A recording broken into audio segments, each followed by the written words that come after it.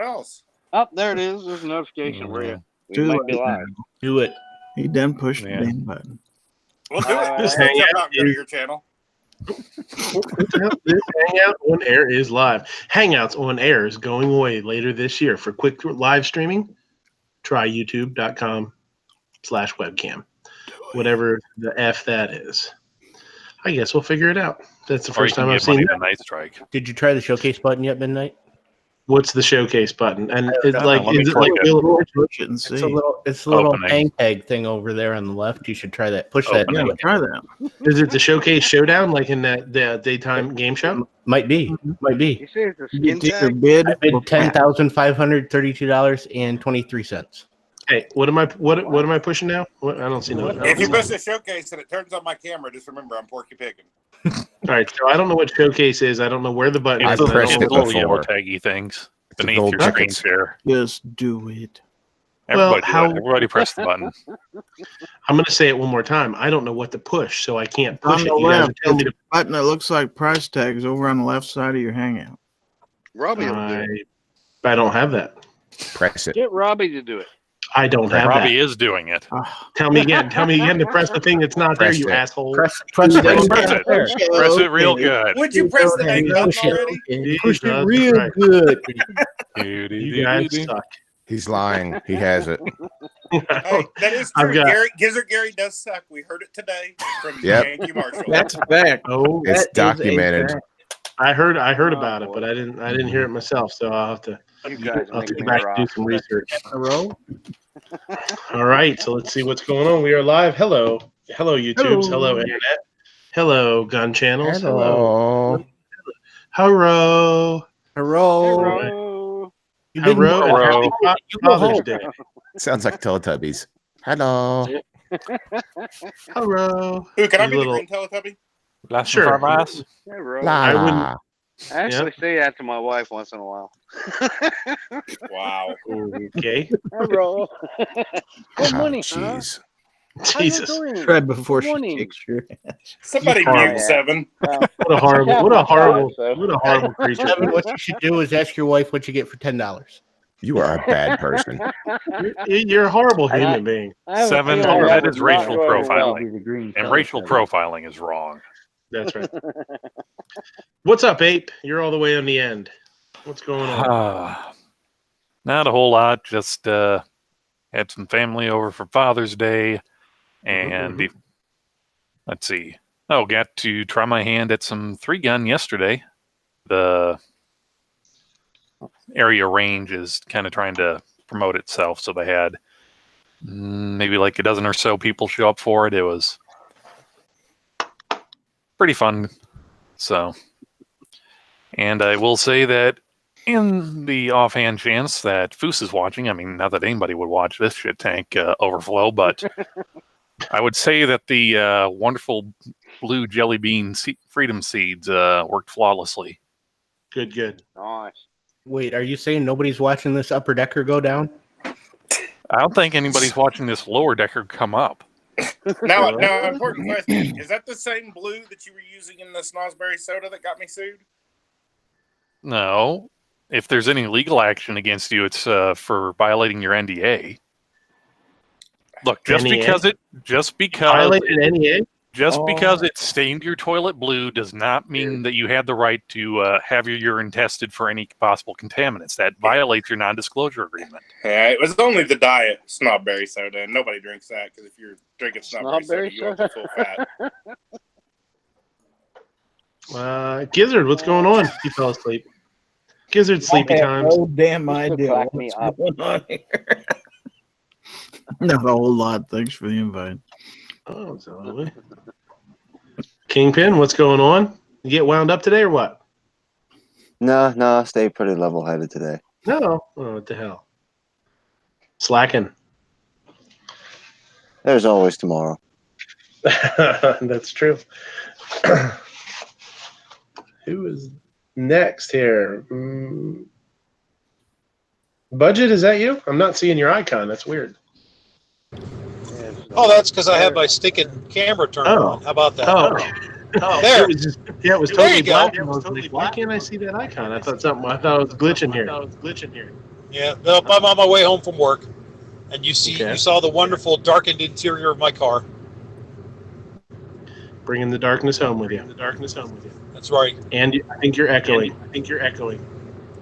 Wow. Awesome. Wow. I think you're echoing. Awesome.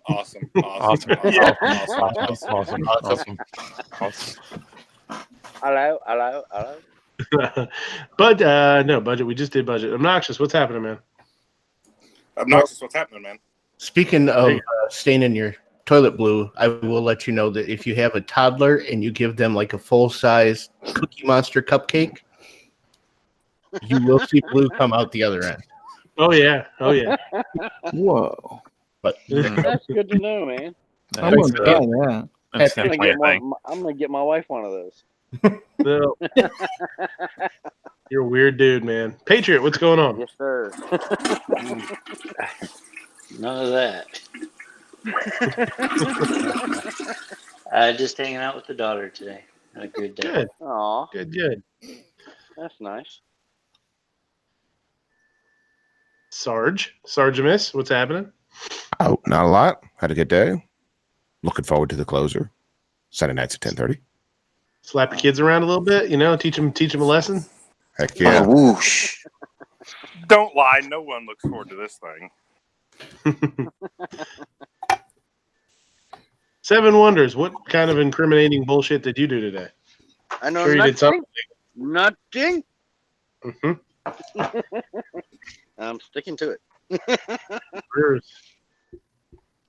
I know nothing. Snob, how's the first world problems coming? You got everything straightened out today with your kids? Yeah, I got them lined out and still got major first world problems. I lost my pump to change one of my jet skis, to change one on my boat.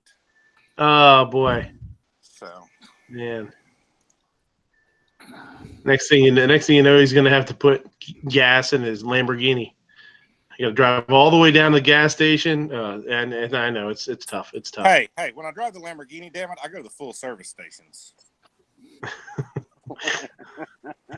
So you drive? What do you drive? Like a Washington, Ford Echo or something? Yeah, I was gonna say, do they have those in Oklahoma? They have full service stations. We still have a few. Midnight, you should know. While you're here. Really? You should know. You just need to look out at the behind the dumpsters at the Waffle House every once in a while. That's true. $20 is $20. Oh, we're talking about different full service. Oh my God, never mind. And that is that's everybody. We got a spot here if somebody wants it. Budget hopped out. I don't know if he was having issues. He said he had to drop call. Oh yeah, he said he got kicked out. Yeah. So there's a the showcase Pete, button does. Pete was out there saying he might jump in if there's a spot. So Pete, if you want to hop in, brother. Oh, Who? Who? Pete. Who? Pete. What? Like a bunch of owls. This is high quality entertainment. Yeah, you can't Doesn't get any better than Closer, baby. You can't get this anywhere else, folks. Yeah, for sure. Like, hey, let's all jump on the panel tonight and just make noises and squawk and talk over each other. That'll be fucking fantastic. No, hold on. I need to make a statement. I need everybody quiet for this. Huh? This is What? important. Yeah, I got Hold on, Rich Dobbs got to make a It's worth statement. it. Damn it, this is important. If all you folks out there in the chat feel like quality entertainment like this is worth you supporting, for only $1 a month, you can go over to Midnight Range TM's Patreon and support quality entertainment like this. And remember, at the $3.50 level, we'll send you this lovely tote bag free of charge. Just pay separate shipping and handling. I gotta be honest, man. Seeing Midnight, Gizzard, and Robbie smile is worth it to me. Well, you Yeah, have low expectations, so that's not saying much. The opinions expressed by Seven Wonders are the opinions of Seven Wonders and Seven Wonders alone, and do not express the opinions of anybody else on the panel. Apparently, Pete didn't even want to be associated with this shit. I He just can't help it, man. All three of these guys have came good back for smiles. more. Thanks for coming, Pete. It was a great 30 seconds. He's like, this can't be the right chat. We had for $10 a month, I'll send you this C4 Defense hat. It doubles as a pasta strainer in the back. So if you got to strain some linguine or something, you're good to go. It's a multitasker, and that is the shit. What if And you're if you- studying like angel hair? I'm after Does me, it kind you're of killing slip me. through there? Well, no, I that, think then it'd be okay. it just gets caught. That way you have yourself a lovely mullet cap. Ooh, fancy pants. Mhm. Pete, what's going I thought on? I Good to was see muted you. for that cough, and I wasn't. I'm so sorry. Sorry about the cough. Yeah, you are. Yeah, you are sorry. He's sorry, son of a I bitch. know. That's what you're sorry about, really. Yeah. Okay, Snob. That's a fair point. Uh-oh. Kinky C4, you've got a secret not so secret admirer out there. And Vanessa Kitty has a request. She would like everyone to quack like a duck for 15 seconds. Oh my She god. said, please. Wait.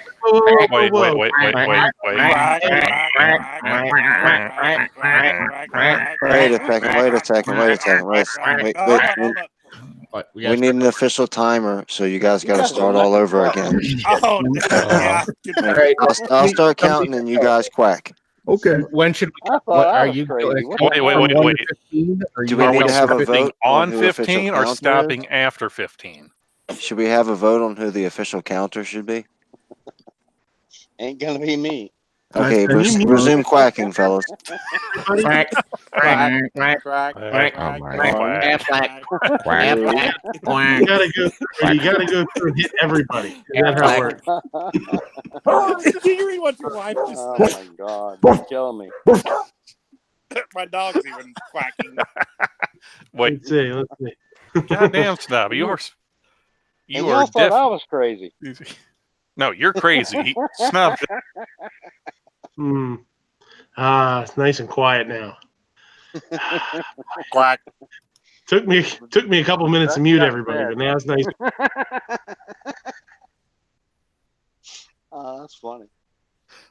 Pete joined us. Hey, What's Pete, up, how you Pete? doing? See, Vanessa said we're precious. He's still talking. Look at him. Look at that big goofy smile on his face. He's still talking. He doesn't even know he's muted. Oh, I'm not. Well, actually, wasn't. I was saying hi to Pete. It's like, Pete, what's going on? Not much. I love what y'all got going on, man. Thanks for the invite. You're welcome, I suppose. Mia said it was worth it to hear the dog quack. I don't know. Yeah. So that was faster than last week, at least. We went for about an hour last week on the intro, so we're really making progress here, man. Leaps and bounds. Let's see who's out there. Most people probably left by now. Pete's out there. Vanessa, G Webs, what's going on, G? Snob, the boss is out there. Jason Stewart, Ozzy's out there. Budget's out there. He wasn't here. Maybe he'll pop back in. Patriots out there in here. Local 223, what's happening, Holmes? John Brown, what's going on, buddy? Dead Horse is out there. Dead Horse is down in the other one too. Pfeiffer's down in the other one too, in the Gun Channels chat. Grimm's out there. Vanessa, we said Vanessa's out there. Kinky's out there. The wife's out there. And my shit just skipped all the way to the end. Rupan. Rupan's out there. Arctic Fire. Arctic Fire says, something's wrong with YouTube. I can't fast forward through the intros. I actually did have some issues when I was setting the Hangout up. I didn't think it was going to let me set up a dang Hangout. It would not load the pages. It was really weird. It would like partially load pages and then just work. I don't know if they're doing something or not. It's weird. Gun Snob, Hedgehog. Okay. Little Hedgehog. Dano, what's going on? That was a porcupine, damn it. So That ain't you're no porcupine porcupine. pagans? That ain't no porcupine, bro. That is a hedgehog. Shout out to Ron Jeremy, the hedgehog. That is a hedgehog, ain't it? I thought it was a porcupine when I clicked it. Yeah. I don't know him regardless of what y'all say. He's not my big brother. Hold on, everyone. Breaking news. Ruben RX is up late because he's bidding on a gun broker item. So I need everybody out there within the power of my tell smell Snob. to go to gun broker and just start bidding on everything. Don't tell Obnoxious. Is it a SIG? Is it a SIG? Rupan? What is it, Rupan? What is He will it? bid it up to $906 and take it away from you. What's in the box? Hey man, what's in the box? What's in the box? What's in the box, man? In the box. And oh yeah, down in the old gun channels chat. Let's see. See who's down there. Dead Horse is down there. Snob's wife, David, you're down there. Pete, you were down there. Sure, G was down there. There he is. Bull puppy He part says they are live. Do they not know it? I said, yeah, I knew we were live. Nobody else did. We just didn't care. Rupan just texted me and said, "Put the lotion in the box." That's two separate movies, but it's still creepy. E Honda's out there. What's going on, Honda? If you ever want a link, let me know. I don't have your email, but you're more than welcome to hop on. You can't make it any worse. Dead Horse said a company in Chicago just bought majority stock in YouTube. That's why it's so slow now. I didn't hear about that. Chicago company got Whataburger too. Yeah, that's what he just said. Really? That could be a problem. I don't give no shits about Whataburger. Oh, if a company in Chicago bought majority stock in YouTube, that means YouTube's going to get a lot more. Oh wait, never mind. Wait, you mean that Hangouts isn't gonna? They're not gonna fix the potholes in Hangouts? No, and you're probably going to have to dodge gunfire to get to them. Well, there was some serious shit flying here about 30 seconds ago, so. Oh, okay. Never mind. Dead Horse says my jokes suck. They take it all serious. Well, I don't know. I mean, jokes are supposed to have like punchlines and be funny and shit, right? Ah, Snob, I didn't know you knew Korean. What? I'm looking at the chat, man. I can't read anything you just wrote. Yeah, all I see is square, male symbol, square, female, square, female. That's actually what he wrote. That was like some vampires or something. That's actually what he wrote, though, is square, symbol. You did better than me, Ape. I had no clue. Oh, that's not. Are you talking about Gun Snob? Yeah. Zombie vampire, maybe? Is that what it is? Is that what it is? No. You see what happened is he threatened to use percussive maintenance on his new Walmart printer, and Walmart was like, no. The second it hooks up to your Wi-Fi, we're taking this shit over. Oh, Rupan's looking at bullpup parts. It's not my fault you guys don't have an Apple products that can, decipher this fancy stuff. Apple. Come on, Here, I'll man. put some more emojis. Okay. You have fun, I'm sorry, buddy. we all can't be Yankee and illiterate on Windows. Here, I'm nursing my baby now. Oh, boy. That's creepy. Creepy. That's literally an emoji. I didn't realize it was lactation Really season weird. again for you, Snob. Thank you, folks, for finally acknowledging that. And all along it was me who's supposedly creepy. Damn it, Rupan, do you not? Oh, Rupan, do you not know how auctions work? You're not supposed to tell them how high you can fucking go. Obnoxious, I dare you to bid 401. $406 incoming. Oh, my God. I can't go higher than Oh, 400. wait. Obnoxious is bidding that. His wife hadn't got her new job yet. Yeah, I ain't bidding on shit. I ain't got any. Oh, I didn't have any money to begin with. Now I really don't have any money. You guys are hilarious. Now I know why I stay up late on Sunday.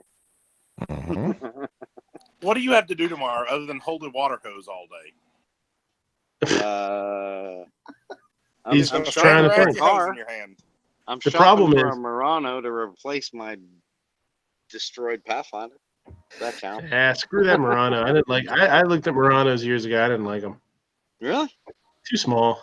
Yeah, they didn't. you're a little taller than I am. What are you, like 6'2" or something? 6'3". Yeah. Yeah. Well, I'm a little less than that. Yeah, I'm not as they small just as Ghost and Clover. they I'm look not as really small nice. as They're- Clover. when you get in one, it's a lot tighter in there than you think. Yeah. What are we talking about? The Pathfinders.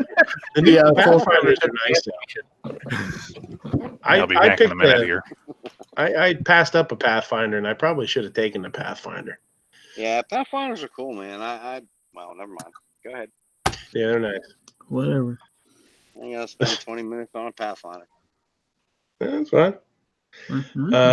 So what's happening in the world today? I did not get a chance, and I was out and about all day. I mean, we left. Me and the little dude left the house at, I don't even know, 10 o'clock or so. Maybe, well, no, it was a little later than that, I guess. But I was halfway through my sleep at that point. yeah, we didn't get home till almost 10 o'clock, about 9:30. We were all over the place. We were at the mall. I had to go to take the wife's phone over to have some repairs done to that, and then we went and did some running around and went to the park. We were at the park twice today because we went to the park and then it started to rain. So we left and went and got dinner and then went back to the park because it was nice out again. Yeah, we were everywhere. Did the Apple store say, please don't take pictures of your husband without his shirt on anymore? That the phone will work after you don't do that. We didn't take it. I didn't take it to Apple. Apple's a hell of a drive. No, we actually just I had a guy locally do it. Just it's kind of while you're waiting there. It's just a battery. It's nothing major, you know. Man, I'm glad you had a good day. It's nice, you know. Oh, I'm actually wiped out, man. I'll tell you what, chasing and running around with him is it takes some energy, man. It takes it out of you. Just Sure. Not necessarily even because of what you're doing, just because I don't know. He's 4.5, so you always have to be kind of on. You know, you got to be holding hands and watching out for cars and in and out of the car and all that kind of stuff and what keeping an eye on them all the time. It does, man. When you're out there running around with them by yourself, it's kind of wipes you out. Do they not still sell the kid leashes like they did when I had kids that were that little? We bought one forever ago. We bought one and it was like almost like a little backpack. It was a monkey and you held onto the tail, you know? Yeah, a little kid leash. That's what I had for my son whenever he was little. That thing was great. You just timed to a park bench and go leave and then come back later. We never used it. It's still in the box somewhere in the house. I don't know. Wow. eBay. Well, Midnight. Yeah. I'm glad you had a good day, man. I spent about 5 hours chasing my outdoor cats around. I only got 2 hugs. Ugh. That's like, What'd your cat get you for Father's Day? Yeah, there you go. There's a question. Well, I had some. Should I say? Yeah, this is a closer. I can say this. I had a cat. We have used clumping litter, so I had a male phallic symbol in there. I had a pyramid. Bunch of Tootsie Rolls. Yeah, I had a few Tootsie Rolls. Rob C's asking if I've seen that movie Chef. Yeah, that's a good movie. Chef's a good movie. There's a movie called Chef. They named movie after you? They have it's got John Favreau. No, geez. No, it's good. They got the real Midnight. Yeah, that's all messed up. Yeah, they just got a more famous ugly dude. No, it's good. It's he I don't know if he wrote it or I'm pretty sure he produced it. And then starred in it. It's good. If you haven't seen it, definitely check it out. Dead Horse says there's only one chef movie worth watching. That's not true, but I'm interested to see what he types in there, what his one chef movie is that's worth watching. Because there's more than one. What's that? With William Roundtree. I don't know who William Roundtree is. It was Shaft. Apocalypse Now. There was a chef in there. Richard Roundtree. Oh, close. Boy. What's wrong with Wolfgang, man? I'm part German. There's and it takes place on the USS Missouri with Casey Ryback. Oh, it's Steven Seagal. It's which one is that? It's not Under Siege. It's where he's the chef. Yeah. I like it. Apocalypse Now had a chef too. He was the front gunner. Oh yeah, from Louisiana. Yeah, he was a sous or whatever, a sauce, whatever you call it. A sous chef. Saucier. Saucier. That's a thing. That's a real thing. Yep. He was a saucier. Yeah. He died though. I had one of my chefs in culinary school was a saucier before he was a culinary instructor at I think it was Caesar's Palace. He was like the head saucier there. He was a badass dude. He was he was a pretty cool dude. Tiny little French guy, like 5 foot, like nothing, man. He was this tiny little dude. And it's funny because he must have been 5'5" or something, or Sounds 6. like LeBeau in Hogan's Heroes. Yeah, and he was this tiny little dude, and he drove a tiny little car. He drove a convertible, an old convertible MG. He was a cool dude though. He's a good chef. Badass dude, man. A lot of knowledge,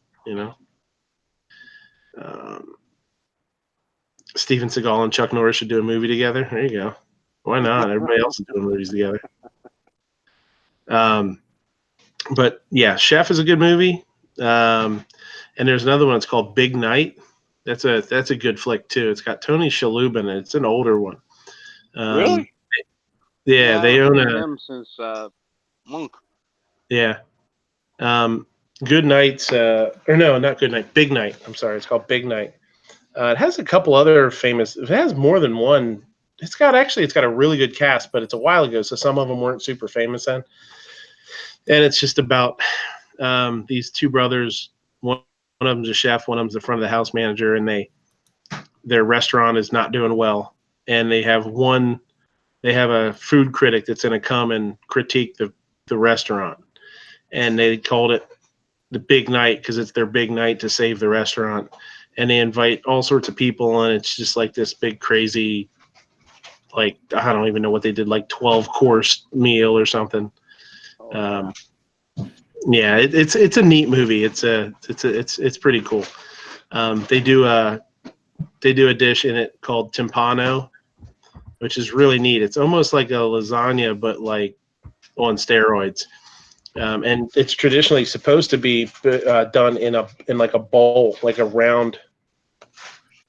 Does that one have Olivia Munn in it? No, it's before her. It has, I can't remember the chick that's in it. The actress. Go back to lasagna, man. That sounds amazing.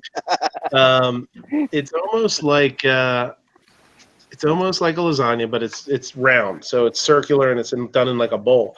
But they'll do multiple layers of multiple things, and it'll be like layers of pasta, meat, cheese, like a lasagna. But they'll use different pastas. They'll use like rigatoni and stuff, Nice. or ziti or something like that. And then it's so pretty y'all cool. know that's what I request for my last meal. There you go. And it's neat because you bring it out and you unmold it. So it's like a big round dome, and then you take slices out of it and serve wedges out of it. It's really, really cool. It's really neat. Yeah. What's it called? Timpano. Timpano. Yeah. That's I don't know if there's other specific, names or stuff that's supposed to be in it. I don't really know.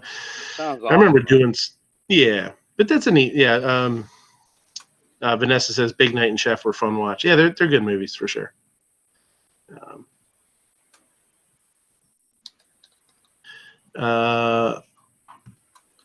Wise guys RSTM. It's the tactical way to carry. My son said. Okay, tactical. Okay, I don't know what you're talking about. There's that other chef movie. What was it? Ratatouille. Ratatouille. I never saw Ratatouille actually. Really? Yeah, never saw it. Animated, right? Yeah. Mm-hmm. Typical cute Disney. Yeah. No, actually, it wasn't Disney. Close. It's actually a French film. All right. I'm bailing, guys. Y'all have a good night. Have a good chat. I did my later, Fudge Packer. Chat. I've run enough of the chat for everybody. You guys are mean. I'm going to bed. No. I'm not Keep being him on mean. here for 15 more minutes. He decided that he was going to stop and take Start several talking pictures slow. of the Uranus Fudge Factory. You can stay. I will. Now there Have to get up in comes the morning. You want to say some real slow goodbyes? Yeah. Snob, Y'all say can goodnight to your goodbye wife later. and daughters for me. Okay, I will. brown chicken brown. 7 says goodnight. Who? 7.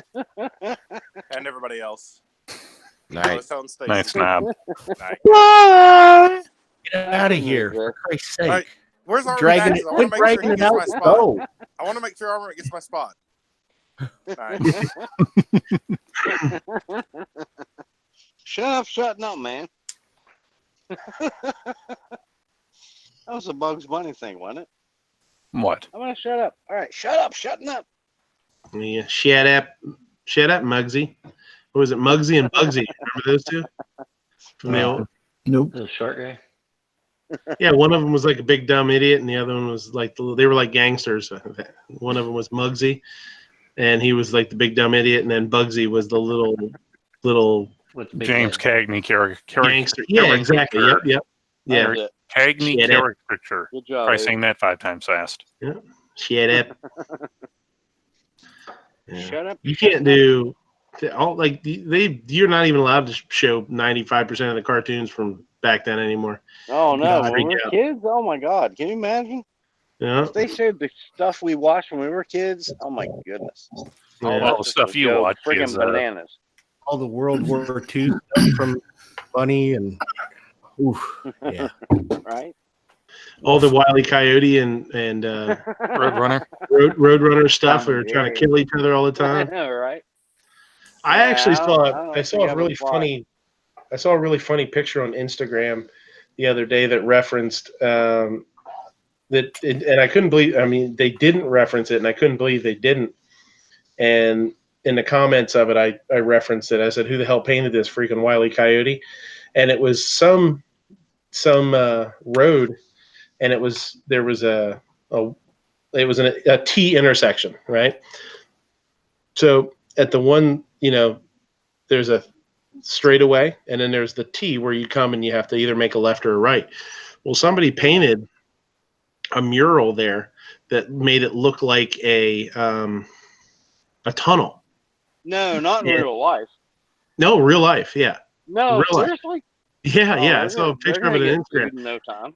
And the picture was of this car that was all smashed up that made a left turn or went straight, one or the other, thinking that they could go. It must have been at night, you know what I mean? It was dark out and they weren't paying attention or something. How pissed would you be if you tried Yeah, to, no you went through an intersection and slammed into a wall thinking it was a tunnel? Bro, Well, now I to be have a real story like that, only there wasn't a tunnel. My one of my goofy friends from junior high and first 2 years of high school until I figured out how perverted he was. We were That's chasing these two girls, which obviously I thought was a bad idea. It's like, well, he's like, they want us to catch them. Okay, all right. So we're driving his little, see if I can remember what this thing was. Datsun B210. And both of his front fenders weren't connected at the bottom, so it was like they wave out in the air like wings. But anyway. Wave bye-bye car. Right? Well, these girls know where they were going. Apparently, my pseudo friend didn't know where we're going, and we went flying through this chain link fence. No, I'm sorry, not chain link, barbed wire fence. And I had my arm out on the outside of the door holding on because this guy was driving like a psycho. And fortunately, I pulled it in just in time. There was like a 4-inch, I don't know what you call it, a ditch, dent, something in the door. It would have chopped my right arm off about 2 inches below my elbow. Yeah. But anyway, That's why you should keep them on the inside of the car. Yeah, no listen kidding. to him. He's Well- a cop. He knows. Well, that's the old Simpsons bit with Herman. Bart asks him, "Excuse me, Mr. Herman, sir, did you lose your arm in a war?" He looks at him and says, "Son, you know when the bus driver tells you to keep your arm in the bus when it's moving?" "Yes, sir." "Well, you keep your goddamn arm in the bus when it's moving." Well, in my defense, this is week. I was 15, so. But anyway. So thank that was goodness what, I like pulled 3 my years arm ago? in time in and elementary. So. Still got my right hand, so Junior's not lonely. Oh, I am so wrong. All right, I'm gonna take a break for about 10 minutes. Jump. Bro Call is asking, is there an uprising in Hong Kong? I don't know. Not that I know of. But like I There's said, like I'm mass not. protests. Oh, yeah? I don't Well, know about anything what? about What are they that. pissed off about now? Well, there's Kind of sucks. there's a bill before the Hong Kong Parliament or whatever their equivalent of. It's an extradition bill that would allow extradition of criminals from Hong Kong to mainland China.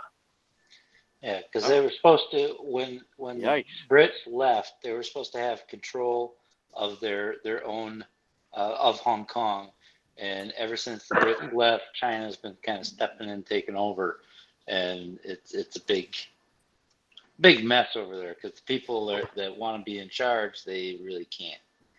So there's a lot of nonsense going on. I don't know about what right now, but that's been ever since the Brits left. Admittedly, I have not been following this, but I cannot imagine myself begging to go to China. I mean, are they just like, torturing Hong Kong folks or what? Okay, Jumpy. AKA, why would someone want to leave Hong Kong to go to China? I guess it's not when you're extradited. That means think they want to go. Something bad. They're being it's usually like, hey, we have a warrant for you in like Alabama, and you're in Maine. Yeah, but see, I'm sorry, I missed the China extradition. Is doing an extradition. All right, from hold on. Hong Kong. Just hold on a second, Seven. Do you know what the word extradition means? I do, brother. Do you have personal experience with being extradited? I do not. Did you waive your right to a hearing? I do not. Anyways, if China thinks you're doing something they don't like, they can extradite you, and so they can make you gone. Well, there's a difference between they can make you gone, and hey, not only can we make you gone, we can just be out and say, yeah, we're doing it. Yeah, because Hong Kong's not in charge of themselves right now. So right. Well, again, I apologize. I missed the word extradition. I didn't realize that. I thought they were trying to leave Hong Kong. As soon as you say China, you should kind of feel that because it really doesn't matter. Yeah. Jumpy is asking me the temp for keeping duck from becoming taste like so it doesn't taste like liver. I thought you cooked it like chicken at 180 degrees. Well, okay, so here's what you got to do. Tell me what kind of duck you're cooking. Is it Larry? What kind of cut? Are you cooking just boneless breasts? Or are you cooking rip Larry? A half, yeah. R.I.P. Larry. 40 Larry, for Larry. Why, Larry? Why? Don't you die on me?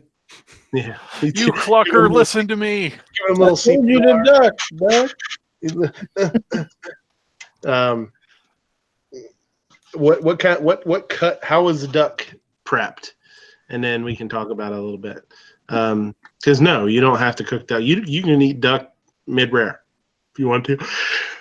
So that's no big deal. You don't have to cook it to 180, and you don't even have to cook chicken to 180. That's high. Well, it's very simple. You put it on a bed of rice and you make yourself a nice plum sauce. Peking is better. Daryl took Larry out. This is my brother Larry. This is my brother Daryl. This is my other brother Daryl. I got that, bro. I got you. Newhart. They were the best part of that show. Yes. That and the handyman. What was his name? George? George. I don't know. I don't remember. Larry was an hors d'oeuvre. There you go. Hors d'oeuvre? Nope, that's how you spell it. I know that, but in order to keep the comedy level at least somewhat acceptable, someone has to mispronounce a French word every once in a while. Or is devoured. Or is divorced. Or devour. Oh, he got rid of it. That's how I remember how to spell it. Ours or ours. Ours divorce. Ours divorce. No. Ouvries. Well, that's generally what happens if you marry one of those showgirls out in Vegas. You get a whore divorce. A whore divorce. Yeah, you get a quick marriage and then a whore divorce. Shotgun wedding and a whore divorce. Scott says the harder part is getting the duck not to be greasy. Again, it depends on how you're doing it. If it's a whole or not. Whole duck, half duck, chap duck. Jumping. Duck. Tell me. Oh, it's Peking, and is thigh. Well, thigh shouldn't have a ton of fat on it, so you don't have to worry. He's the straight man. Huh? Uh-oh. Sarge got NSA popped. Sarge took off. The fritter truck was going by. You heard the little jingle. Oh, whoosh. There he is. Somebody came to his toll That was a booth. fast movement. So he's saying it's a Pekin duck and it's thigh. So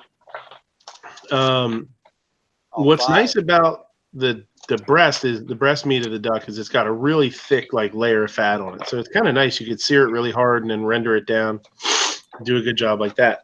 Other parts of it don't have as much of a layer of fat on them. But honestly, I mean, if you were just doing thighs, even if it was bone in or boneless, it doesn't really matter if you get it.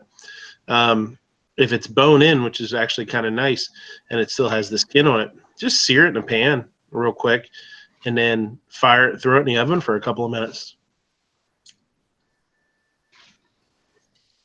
It's not going to take long. Sorry, my throat's scratchy. It's not going to take long.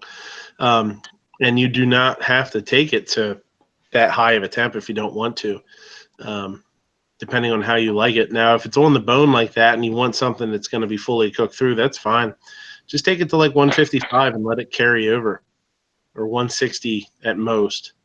If you take it to 155, it should carry over to 160, 160 something by itself. 60, 161, whatever it takes. Yeah, well, when you take something to well done, it's generally like a chicken or something. You can take it to 155 if you have a thermometer, and then pull it and let it carry over for 5 or 10 more minutes, and it'll heat the center more. It'll carry over. So that's taking it to 160 or 165 is fine, but you don't need to do that with duck. Duck, you don't have to worry about salmonella. So I wouldn't. Another nice thing to do too is almost do like if you would almost do like a cacciatore or something, like you do chicken cacciatore. If you'd sear it and then throw in some kind of sauce or something with it, and just let it simmer real lightly in that sauce, it should keep it nice and moist. It will draw some of the fat out of it, So I guess it just depends on what kind of sauce if you eat it right away, you probably won't be that big of a deal. But if you would let it sit, that fat's going to float to the surface. You want to skim it off. Rodney Peters says, I like dove on wild rice. I've never had dove. I've had quail. I've had pheasant. Never had dove. I kind of imagine it being similar. Jorge's out there. Thank you. How you doing? Like I said, Rodney's out there. Armament and Axes is in here and out there now. Somebody left the goddamn screen door open again. You're supposed to put the little latch when you guys come in? We did, but he kind of busted through the screen. Someone's supposed to patch the hole from last time. Shit. Now, wait a minute. I checked my email and I had a link, and it came from Midnight Range. So, Who sent this butthole a link? Oh, shit. No, wait. Was it Midnight Range TM or Midnight Range registered trademark? Hi, everybody. How you guys doing tonight? Or was it Midnight Kinky Range? Oh. Jumpy says, I was at the Asian market today and they had leatherback turtle packages in styrofoam trays. There is some crazy shit at Asian markets. And that is no joke. I was there yesterday. I was at the market, and the woman in front of me got a dozen balut. What? A dozen balut. What is that? The bear from the Jungle Book? That's balut. Balut is, okay, I know we've talked about this, and apparently you guys missed it. Oh, no, wait. It's the bear from that Disney cartoon Tailspins, right? Yeah, same guy. Balut is a fertilized duck egg. So it has, the egg, and instead of having the yolk in it and the white, it actually has a baby duck. No, that's like Filipinos eat, right? Yeah. I mean, my brother married a Filipina, and they eat. It's it's pretty those. Yeah, there's a lot of They served that when I went to their house. I'm like, oh man, get the hell out of here. There's a lot of things that I look at and I'm like, that's, I don't know, that's pretty weird. But oh yeah, birds you know, I'm in like, soup, man. That's you know, another one. if that's what they eat, that's what they eat. That's one of the ones where I'm like, that's rough. And she bought like That's a dozen. going to be a hard no. Yeah, I'm worried about all the leatherback turtles out there that don't have their packages anymore.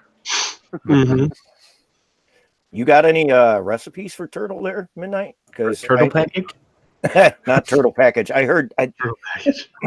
I've never had snapping turtle, but I heard there's like 7 different flavors within that turtle. I just didn't know. That's like Cajun cooking, and you know, beats me. I've never had. Well, you have crunchy turtle, you have not crunchy turtle, you have fatty turtle, you have rich turtle, and on the very rare occasions, you might even have an orange chocolate flavored turtle. Now we got 2 Sarges. We are being detained. We got a Sarge that's not here, and a Sarge that's... We got a frozen Sarge and an invisible Sarge. Yeah.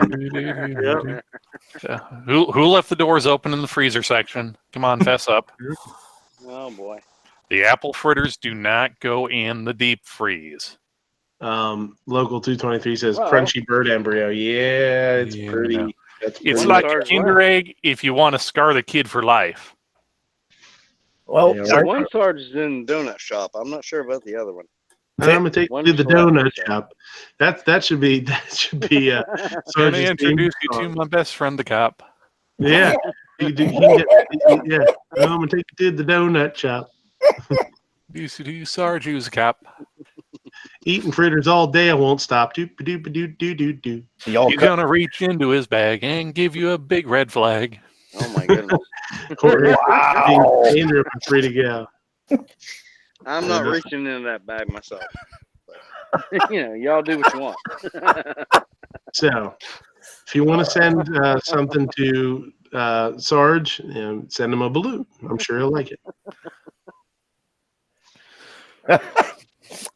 Ladies and gentlemen, boys and girls, gentlemen of all ages, please remember to send any and all hate mail to shootingleftofcenter@gmail.com. He loves now, it, I know people out there watching this can't see our internal chat, the Hangouts chat, but it'll tell you when people come and go. You can talk to each other and all this kind of stuff. Like we can talk shit about Jorge out there and be like, yeah, that Jorge guy, look at him, he's whatever. But so it'll tell you when people come and go. It says Kingpin left the group because he left a little while ago.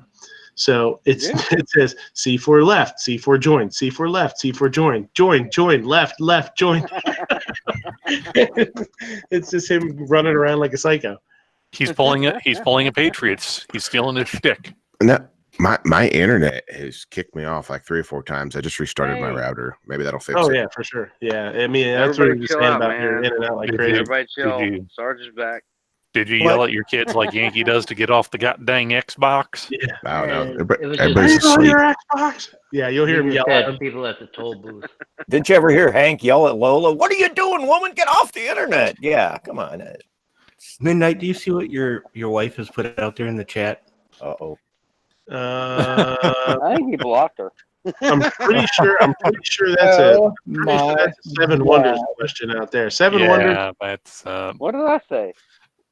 Well, if you change the word boy to the other one, it might be more up Seven's alley. Wait a minute, you guys are scaring me. I don't remember asking any question. No, are you looking at the YouTube joint or the YouTube chat? I'm trying right now. I said hi to TPC and I said hi to Jorge. Well, okay, well, scroll up about 1, 2, 3, 4, 5 from where you said hi to the last one. Why? Next to the last one that 9mm posted. Why would anyone do that? And I got China. kicked out. Why would anyone? What would they do with that fertilized duck egg? I'm sorry to go back, but that's what we talked about when I got kicked out. They just eat them. They eat them. They crunch on them. They just eat them, chew them up, crunch. Like a Cadbury egg, only a lot bloodier. The worst filling ever. Yeah. Yes. Oh, yeah. Yeah. I didn't think there could be much worse than a Cadbury egg, other than that. I thought Yankee made the worst filling ever. What? Whoa, wait. Yankee made the worst Yankee gave you feeling one ever. of his cream-filled eggs. No, but I You mean, are like, you are a rube, sir. You are definitely a maroon. Challenge denied. Challenge denied. Yeah, it's going to be a no for me, Doug. Tinky Yeah. swears by him. I'm sure he does. I'm sure he does. Gonna be a hard no. She said they believe it gives them sexual stamina and overall energy. And I think she's talking about that C4. I think she's talking about that C4 energy drink that you drink all the time. Yeah. Are you talking about Diet Soda Zero or Diet Donut Soda Zero? Why do you think that? Yeah. Why do you think the can's yellow? Well, you need something to go in it. Go in after you drink it. It goes right through you. There's no weird Seven Wonder stuff in here. The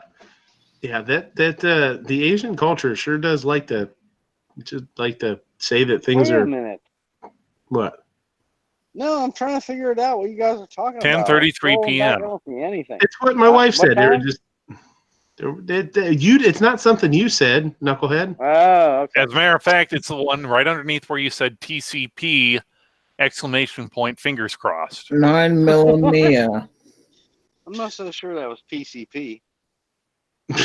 Maybe TCP. TPC? Toilet Paper Company?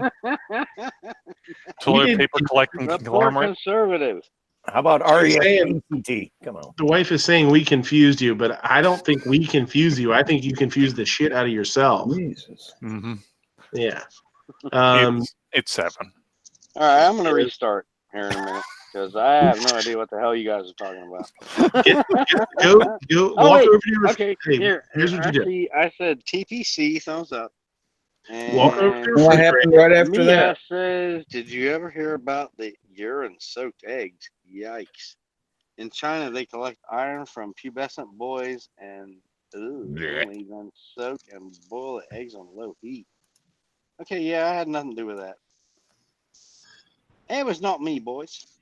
If you're still confused, go over to your fridge, open it up, and slam your head in it as hard as you can. Slam the door down and reboot. You can just reboot yourself then. It'd be good. No. You can't use the fridge door. It's way too lightweight with all that aluminum and expanding foam. You're gonna have to use your oven door. And if that fails, a car door. Wow. Yeah. Just make sure the oven's on. The oven has to be at 500 degrees preheated before you do that, right? So it cauterizes it, right?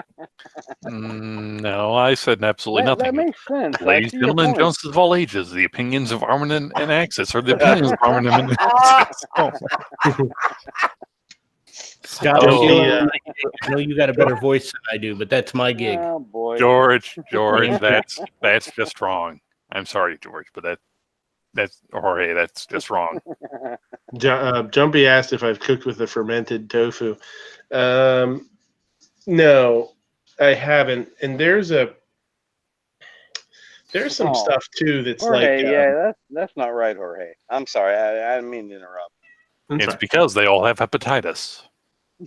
There's some stuff I can't remember what it's called, but it's fermented soybean. That basically miso. Natto. N-A-T-T-O. Natto. Yes. Natto. Yes. That's it.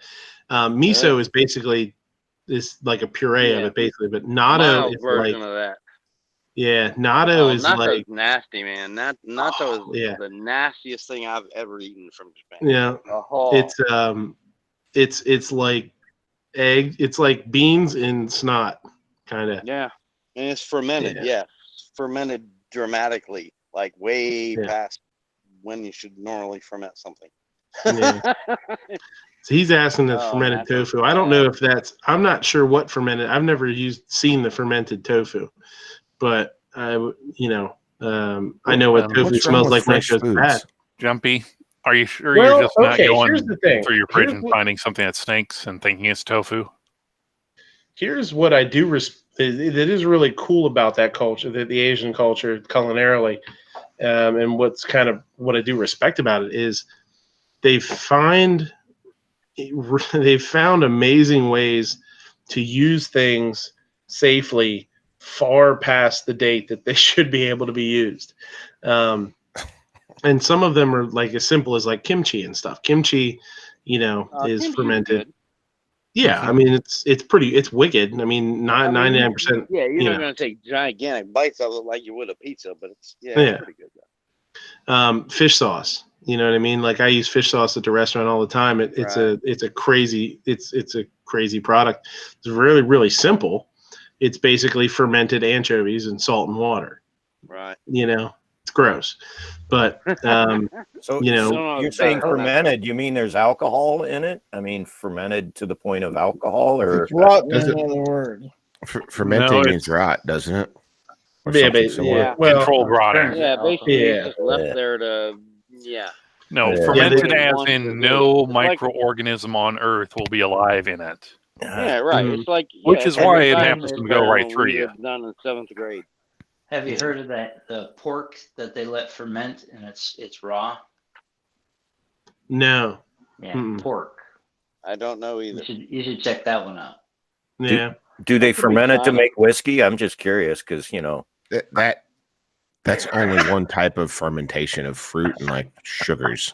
I know. It's not all alcohol there, armament. I know. Wait. So you're telling me that this pork moonshine I just picked up from the guy with the van down the street is bullshit? Pork. I don't know. Try it and let us know. Try it and let us know. Oh hell, I'm shipping it to you. I mean, actually, Japan actually wins a lot of international contests for whiskey. I don't exactly know why. Because well, I'll tell you what. Japan. I think Crown tastes better, but Japan is what happens in Japan. I would say the last stays in Japan decade or decade and a half. Into a cartoon. 15 years is all I can say. The last 15 years or so, it's really been noticeable within the liquor industry or the spirits industry, whatever you want to call it. When Japan goes on a kick and something becomes a trend there, they wipe shit out. It happened with bourbon.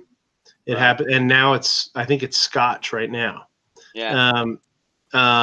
And it's to the point where also Louis Trey, Louis the 13th, the really, really high end Armagnac.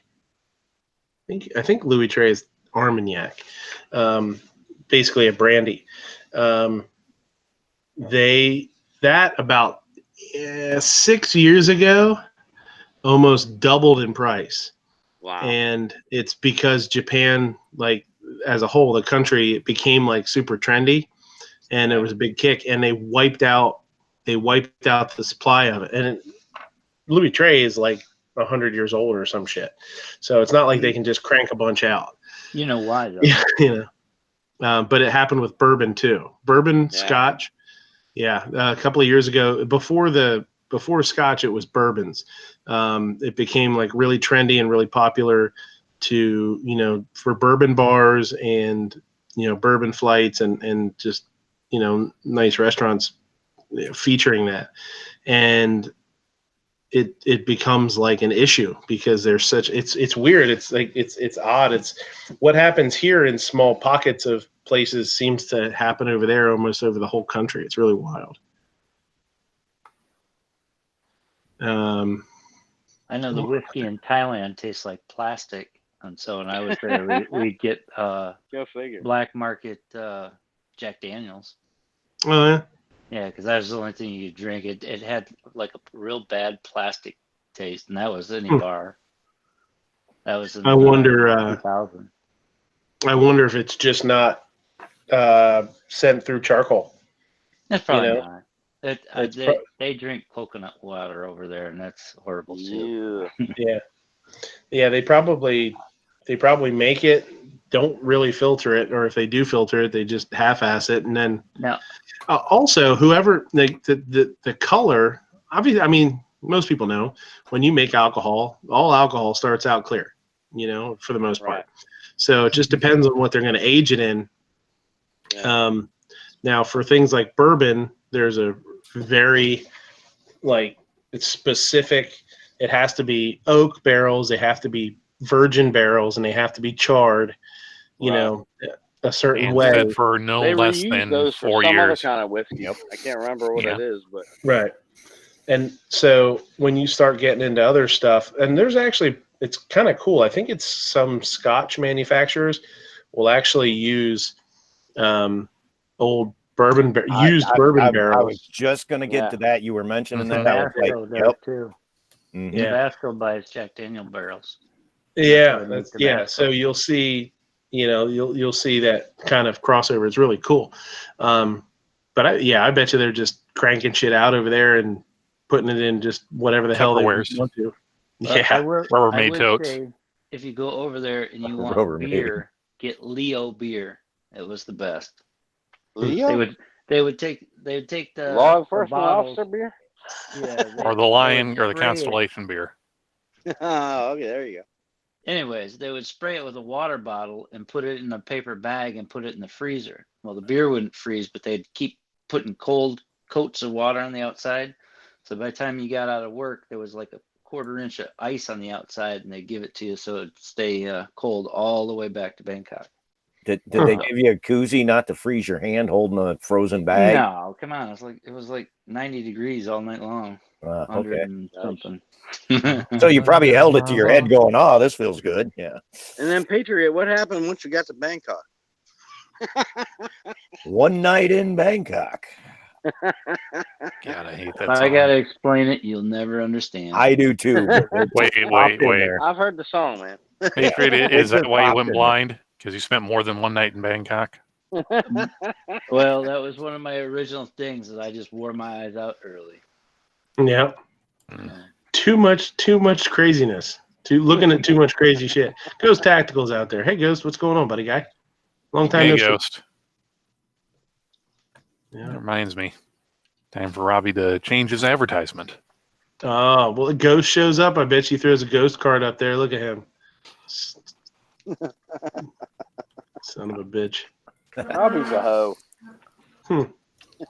Hey, Midnight, you got any good recipes for calamari squid? Because I know you got to do it right or it's terrible. If you do it right, it's awesome. First time I had it, it was done right, and I was like, man, wow, good stuff. But honestly, I'll say this: when we do ours at the restaurant, if you can get it and cut it yourself, cut it yourself. Because there's a lot of times you buy it and it's already cut into rings and they're super thick, and that sucks because it tends to be kind of chewy. So if you can buy the whole calamari or the ones that are, the tubes and the tentacles, take the tubes and tentacles and cut them down yourself nice and thin. I agree. What I like to, I'm sorry. yeah, what I Go like ahead. to do, what we do at the restaurant, because I love calamari, but I'm not a huge fan of real heavy breadings on them. So we just take ours raw and toss it in a mixture of flour and cornstarch. It's 3 parts flour, 1 part cornstarch, and then fry it. You fry it? Do you deep fry it, or you fry it in a pan, or how do you guys do it? We do it in a deep fryer. Okay. But I mean, you can do it in a pan too. You just make sure you give yourself enough oil, because if you don't, all the flour just washes off. Right. So it's got to be about half and half whatever thickness kind of thing, or yeah. I mean, you definitely want to. You're not doing a ton if you're only doing like a handful or something. And then we just do a little bit of sea salt on it, and then whatever sauce you like. You know what I mean? Nice. But that what's really nice about that is it's a really, really light like breading, and it doesn't have a whole lot of flavor. So you can still taste the calamari. Like most times you get them and they're really thick flour, egg, and breadcrumb, and all you taste is like fryer and breadcrumb. I can say that on a lot of seafood, different places I've ate that sometimes that breading is too much or not enough. But calamari is one of them things that you got to eat it hot, because the minute it starts to cool off, it turns to rubber. It just gets that. Oh yeah. A lot of seafood does that, but calamari, man. But oh my God, when it's hot and fresh and yeah, I'll take that. I'll take that over lobster, quite honestly. So I'll tell you too. I'm sorry. Go ahead. No, go ahead. No, man. I want to say I didn't want to step on Midnight's toes because I know he can make it better than I do. But the only thing I know is do not overcook it because, yeah, just like you said, A&A, if you cook it too long, I mean, it's like chewing on a tire. It's just, literally. What's it do? What's the sound like? Mainly Gar, gar, gar, gar. A dog chewing on a rubber toy. I'll tell you, when we fry ours at the restaurant, literally you put it in a basket and drop it down in the hot oil. It's like 375 degrees. It's only in the oil for like 45 seconds. That's all you need. Yeah. If you cut it real nice and thin. Jumpy's saying, can you tempura calamari? Yeah, but it'd be a really tedious process. My mother-in-law. Isn't that just like a really light batter? Yeah, unless what you would, I mean, I would say if you're going to tempura it, you could even leave the tubes whole, toss it in a little bit of just really light flour, like seasoned flour, and then into the tempura. Try and get the tempura inside the tube too, and drop it down real slow, and that would be really good. And then you just eat it with a knife and fork. You just cut it, but that would be really good. That would be a good way to do it. Grilling calamari is really good too. Is really easy. I'm not a huge fan of grilled calamari, but if you didn't want to bread it, a really easy, fast thing to do is just get a nice hot saute pan, throw a little bit of oil in it, and make sure your calamari is dry. Because you got a hot pan with oil. If you drop something like water in there, it blows up and you end up looking like Darkman. But it's like when you drop water into molten lead, it's not a good reaction. Yeah, it's ugly. So beforehand, take that calamari, maybe pat it dry with a little paper towel or something. But get that pan nice and hot, a little bit of oil, and drop the calamari in and just sort of saute it really quick. Literally, this shit will take like 15 seconds. Yeah, you're right. And right before you take it out of the pan, throw in a little bit of like basil pesto, something really simple like that, and maybe some chili flakes, a little bit of chili flake. And as simple as that is, it's really, really good. Yeah, that's not one of the easiest things to cook, man. My mother-in-law does it really well with tempura style. But yeah, I don't know. I didn't sit there and watch her and take notes. But yeah, she made it really, really good. But we've never, well, actually my wife tried it once and it ended up being chewy. So, but what we have done, we've done it yakiniku style, where you just kind of throw it on the grill for like, 15 seconds per side, and that ends up pretty well. But and you can marinate it ahead of time. Just don't overcook it. You overcook it. So what, you're saying you marinate it or whatever and you throw it on the actual like gas or charcoal grill? Well, that's what I was going to ask about, because that's the thing I love to cook on the grill. You know what I mean? And I've never tried that. Curious. For yakiniku, it's kind of a Japanese version of Korean barbecue. You can use a hot plate, one of those big things they sell at Walmart or wherever to cook pancakes on, and just heat that up really hot, not really hot, between 350 and 400, and make sure it's oiled. And then flip it on there and wait about 10-15 seconds, flip it over, wait about 10-15 seconds, pull it off. And then it's the right consistency, It's not delicious. We haven't done anything fancy to it, but, well, actually, we dip it in yakiniku sauce after that. Korean barbecue sauce. I make a really light, nice ponzu. If you can find a ponzu that you like, that would be a great marinade for calamari, and then just throw it on the grill real quick. Ponzu sauce is awesome, man, but you're right. There are more bad ponzu sauces out there than good ones. I had a rep for Cisco Foods come in one time. SYFCO, I know. years ago, and came in and he says, "Hey, I got something for you to try." Yeah, I was like, "Okay, what is it?" And he says, "Oh, we started bringing in this ponzu." He knew we did Asian kind of food. And I was like, I don't know, man. I make my own, and it's really good. Like, I like it. It's nice and light. Like, it's not real acidic. It's not bitter like a lot of them are. And he says, okay. He's like, all right, well, let's taste it side by side. Okay. So I went and I got some of mine. I know you won. Oh my God. I went and I put it in a little ramekin, and I was like, Okay, here you go. Here's mine. Try this. And he tasted it. And he's like, oh, that's really good. He's like, oh, it's nice. It's real light. I like that a lot. It's kind of smoky. And he was like, I was like, all right, now taste yours. And he tasted and he was like, and he like screwed the lid back on. He's like, all right, better luck next time. And he just like walked out. Literally just like walked out the back door and like threw it in the trunk of his car. He walked out in defeat. Like, I've been defeated. Like, going up with a guitar player that kicks your butt. You're like, I've been defeated. Yeah. It's my second day. It's my second day on the guitar, and I'm gonna pick on Eddie Van Halen, try and outplay him. Yeah. Right. Anybody who knows how to make Asian sauces is gonna blow pre-made shit away every time. Yeah. There's some really, and that's one of the things that I did when I was learning how to do Asian food was, we went to a lot of restaurants and tried stuff, and I looked a lot of recipes up and consolidated recipes. I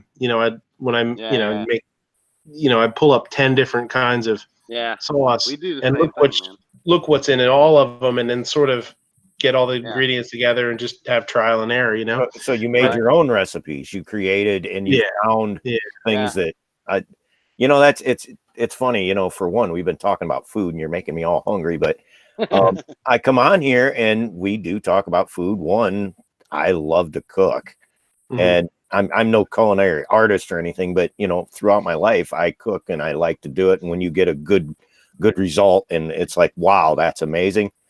So coming on here and listening to all this, I'm just taking it all in. Dead Horse is down there. He says he's waiting for me to do a taste test, a taste video on the McGangbang, which is a McChicken and a McDouble. When I go to McDonald's, what I get is I get a McChicken and a cheeseburger, both off the dollar menu. I get rid of both the bottom buns and I slam them together. Yeah, it's awesome. It's so good. It's better than a McChicken. It's better than a cheeseburger. McGangbang, so Yeah, I'll toss the bottom buns and I'll use the top. So it's two tops and then the stuff in the middle. It's actually you heard it here first, ladies and gentlemen. Midnight Range TM likes to be bottomless. # Porky Pickens. That's right. That's right. That's the official sandwich of Porky Piggin. I need to remember to email you. We're trying to go to Ohio in September, October to take my mom on a little vacation. So, cool. If we do, you got to tell me where your restaurant is so I can come visit. Wait a minute, Midnight. You're in Ohio? No, he's in Pennsylvania. Okay, I'm in Ohio. 7, I know you used to be in Ohio. Right. But I'm in NC now, so I passed through West Virginia on my way to Ohio. But actually, my hometown is far, far, far east central Ohio. So to Harrisburg, it's not that far. It's maybe an hour and a half, something like that. Just saying, it'd be cool if we could actually all connect at some point. If you ain't kidding. I would love to do that. Yeah, you're northwest, right? Shit, I'm 20 miles south of Cedar Point, dude. Oh, dude, I love Cedar Point. I like Kings Island too. But that'd be cool, man. I would love to do that. Yeah, buddy. If these are the guys that are gonna be coming by, you might want to give them the wrong address. Oh yeah, I'm definitely gonna give them. I'll give them the address of a Popeyes in Philly. Yes, ladies and gentlemen, the address to Midnight Range TM's Waffle House is 1060 West Addison. Yes. Jorge, if I drive 2 hours and I don't find you, I'm gonna stay there until I do. Jorge says chicken and burger together. Yeah, buddy, it's slamming. That's a McGangbang. I'm telling you, that's all it is. Well, I think the McGangbang is supposed to be a McDouble. So I don't do the McDouble. I just do the cheeseburger. The regular dollar. I'm thinking it's just a burger and chicken put together. I can't remember, but never had one, never desired to have one, but I don't know. Check it next time you go to McDonald's. Yeah, okay. Then I'll ask for the McGangbang. Get that? Yeah, order the cheeseburger and the chicken and the McChicken. Open them up at the counter there. Take both bottom buns, throw them back at them. Back here. I don't need these shits. I don't need that. Range sent me. Yeah, you're taking the son bitch. And then eat it all in one bite.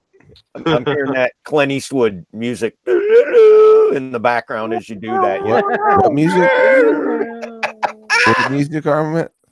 Oh, the Clint Eastwood spaghetti westerns. You know, Almost lost it. How did it go? I can't remember. Yeah, something like that. There you go. Good job. Yeah. And then you hear a bullwhip. I know, right? Don't tell my wife about that, please. Ghost. Ghost is telling me to check my Instagram. Oh, I'm in boy. trouble. Uh-oh. What did I do? Uh-oh. Oh quick, shit! too. That's who's. That Wait, is could that be a yours? problem. Oh, it's a repost. Oh, I can't see it. That's awesome.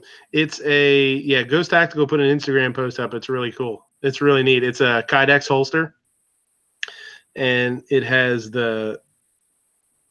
it's it's of an MRE packet. It's got the MRE package. Not painted, but the logos or whatever you want to call it, the words on it. And then it says menu 18 crayons. It says USMC killing fuel. That's awesome. We just hired a server out front that's gonna be. He's not gonna be with us all that long. In January or something, I think he said he's joining the army. He's going into the army. Wait, what? And we were, huh? Who's going to the army? A server we just hired at the restaurant. Oh, okay. Freaked me And out. I thought last thing I heard was Ghost. I'm like, what? Oh, no. Yeah, Ghost is going in the army. I don't. Yeah, right. I don't hear too many Marines quitting and going to the army. And we were talking the one day. He was saying he was going to the army, and I was like, I asked him what I knew. I'd heard he's going in the military. I didn't know what branch. So he had said the army, and I asked him. I was like, didn't know if you were going to the Marines. I was going to ask you what your favorite flavor of crayon was, and he was like, "What?" He'd never heard that one. Yeah, he never heard that one. So lime, go with lime. Grape is a good one too. Or cherry. Yeah. They do have peach flavored. Or they used to. They probably don't anymore. I wonder what the colors are called now. If you open up, right? I bet you there's tons of them that aren't called the same Red 1, thing. Red 2, Red 3, Red 5. I guarantee there's no flesh tone. Remember, there used to be a flesh tone one that matched no one. Oh yeah, brown and black. No, ain't gonna happen. Matched no one. Flesh. Evergreen. Yeah, flesh was like so pale. It was like, are you, what you're.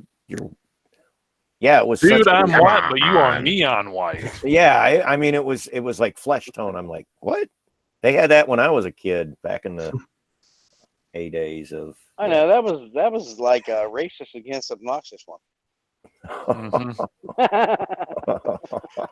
Well, once they took away the orange cream dream crayon, he just went on a bit of a rampage.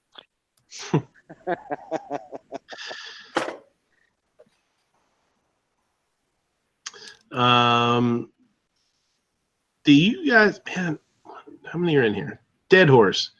Dead Horse is down in the Gun Channels chat. Dead Horse, if you got I think I sent you a link. If you get a chance to jump in, I know you guys were talking about the 350 Legend the other day on, I think it was your show, somebody's show. It might have been that reloading chat you did. It's an odd caliber. I don't know if you guys, I haven't really looked into it a whole lot, but the 350 Legend, it's almost like it's a straight walled. Hey, I'll jump out right quick and he can jump in. Oh, I don't know if he can or not. It's no big deal. I wouldn't worry about it. Pete, don't leave, man. Say something, Pete. Yeah, that's where I didn't get a chance to catch Dead Horse's chat, but that's where I know when it was originally brought up on an early watch, they were talking about it because Mac over at Military Arms Channel was, playing with it, and he's been posting a bunch of stuff to his Instagram. I guess it's a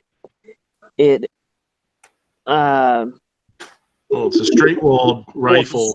It's a straight wall, rifle. But that's where it was advertised as being able to be used in states that require that. But the caliber, the slug they're using is more of a 9mm slug versus the 357, so it makes it a little small.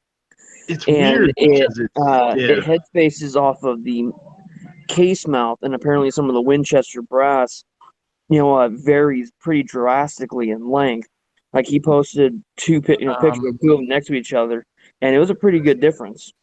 Wow. Actually, it's the bore diameter and the bullet diameters are not jiving the way they should. All right, I'll just kind of parrot back some of the stuff that Mac's been posting. It, according to Winchester's site or their big info smear on the new 357 or the new 350 Legend, it's supposed to be a .357 bullet, which apparently for Indiana, where Mac lives, .357 is the minimum caliber or the minimum bullet diameter to be used on deer. Same here in Ohio. And with it being a 354, which is a thou over what 9mm the nominal for 9mm is, it's one of those things where apparently they have a lot of asshole fish and game people in Indiana, to where if they find out, oh, hey, this thing technically doesn't match. Well, if we see you're going to use one, it's, oh, hey, nice gun, nice truck, it's ours. Wow. Well, okay, so you said they have to use a 357 caliber minimum. So you can't hunt that. It's not the cartridge; it's the bullet diameter. I know, but it's an arbitrary thing. That means you can't hunt 308, 30-06. Well, you can't use a bottleneck cartridge. Period. It has to be a straight walled. Yeah. Wow. Same here in Ohio. Crazy, Okay. I can't believe roll call even stays there. This is the stupid thing in Ohio. You can hunt everything else, coyote, woodchuck, whatever the hell you want, whenever you want, with whatever caliber you want, usually. But you can't hunt deer with it. You got to do it. It's the same way in Ohio. I can't remember if it's 357 or 35 caliber, which that Legend would meet it. Hey, man, that's crazy, man. When I was a kid, we used to shoot deer with 30-06 and 30-30s, and in Ohio, even some people 223s if you're at close range. In Ohio, stupid. He didn't say it was legal. Yeah, in Illinois, you can't use a rifle. Yeah, well, in Ohio, you can use a rifle, but it has to be one of those pistol caliber. And this is dumb. Okay, who makes this stuff up, man? It's the DNR. Yeah, that's what it is. 4570 is one of the calibers you can use in a pistol or a rifle. Now, 4570, I'm like, okay, but we can't use what?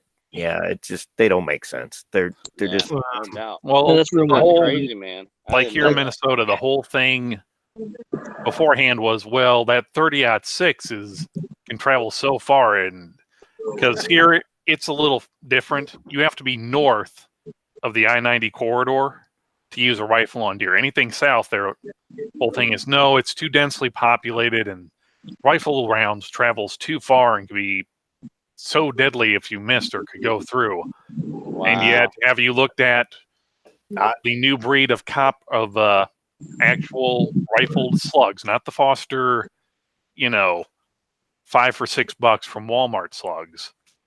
Those things can still carry a fair amount of energy out to 300-400 yards yet. Well, what I was going to say, I understand that, but like I said, here in Ohio, you can only hunt deer with certain cartridges, but you can hunt everything else with high-powered rounds. They don't care. And I'm like, well, that's weird. Yeah, doesn't that what it is our deer gun season is limited to, I don't know if it's 8 days now, and 10 days, I think. Yeah, all the deer hunters go out and they want to make sure you're not shooting anybody, and everybody's got to be wearing orange. And it's like, if you'd open our deer season up just a pinch longer, like a lot of states do, we might not have all this problem. And trust me, we got deer around here. We got deer in town. Oh, you ain't kidding. Isn't Michigan something similar? Like, one part of the state is shotgun only, the other part is straight wall cartridge. Mm-hmm. Well, and here's the thing with Minnesota. Like I said, to use a rifle, yes, you have to be north of the I-90 corridor. Below that, it's shotguns or pistols. And here's the thing. Wow. My 300 Blackout, my little folder thing that I showed you, that's a pistol. That's legal to use. The Thompson Centers in 300 Win Mag with the 15-inch barrels and the pistol grips. Jesus. Those are legal. I didn't know they made them in 300 Win Mag. That's crazy. Dude, they make Thompson Center pistols in pretty much any caliber. Oh, I could tell you about one I shot in 450 lot, which is a 458 Winchester Magnum long. I shot it once and said that's enough. So what you're telling me is they don't limit you per caliber. It's rifle, pistol, shotgun. Really? Just the platform.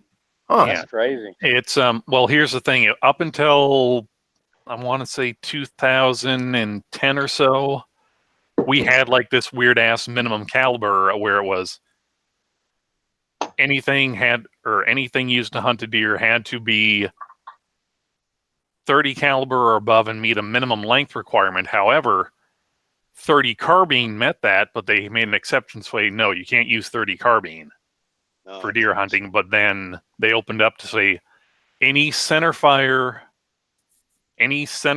cartridge of greater than 0.220. Wow. Seriously? Yeah. So 223, 5.56 NATO, Yeah, no completely legal. Wow. I guess that's one place where California actually has some better laws than you guys. That's for deer, if any centerfire cartridge, period. I know West Virginia for years was 257 or basically 25 caliber rifle, 257 Roberts, things like that, oddball. But yeah, 25-06, you could use that. So, well, how big are the deer in California?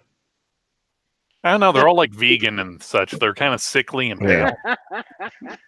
They run a lot. You know, they stay slim.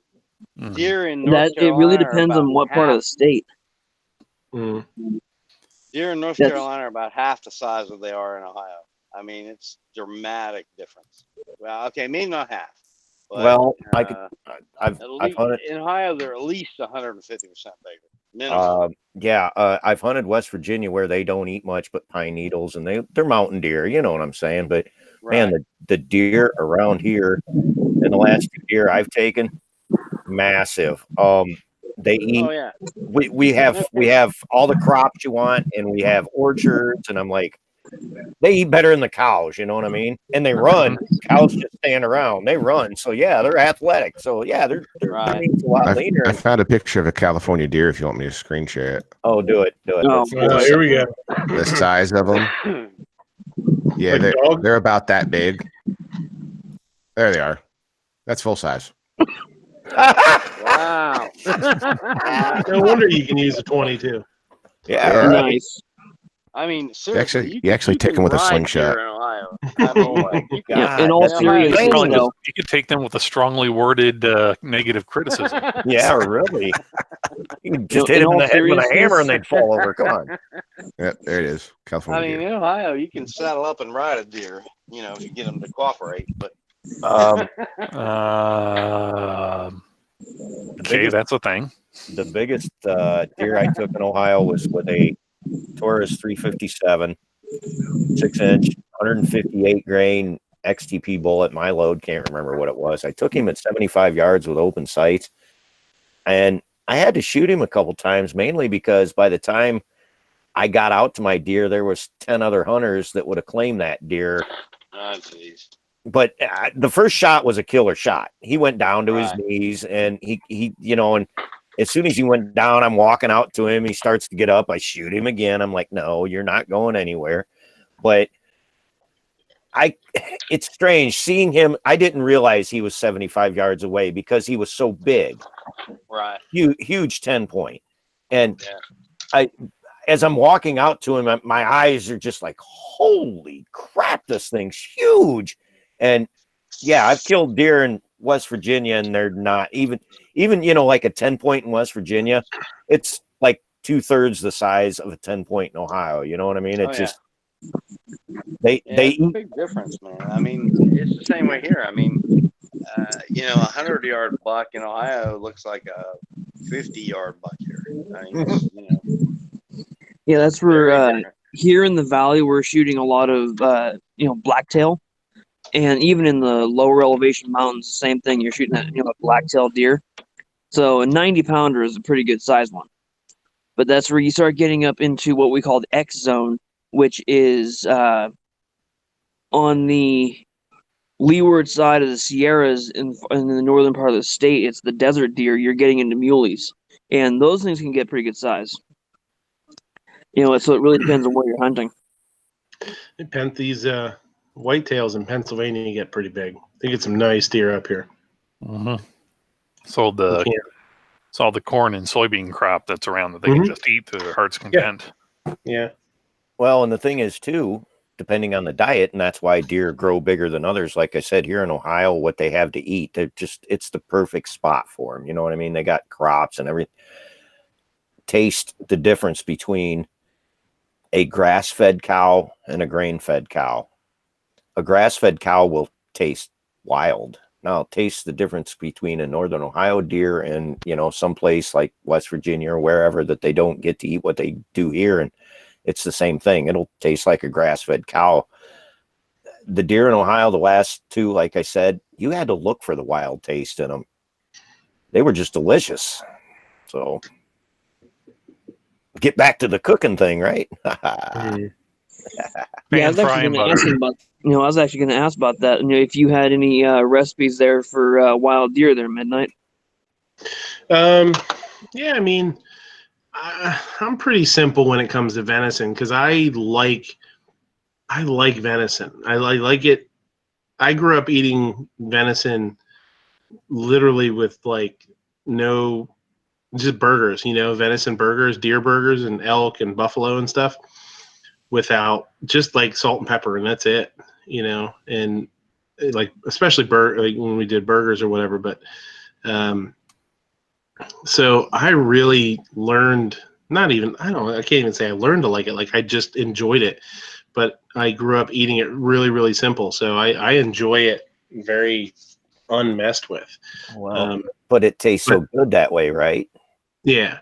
I will say for ground venison, I have the video on the meatloaf, that meatloaf video that I used bison or buffalo. Yeah. You can switch out any kind of venison for that though. That's slamming. Did you use cow fat for the burger? What you use bison? What? I just use straight bison. I don't cut it.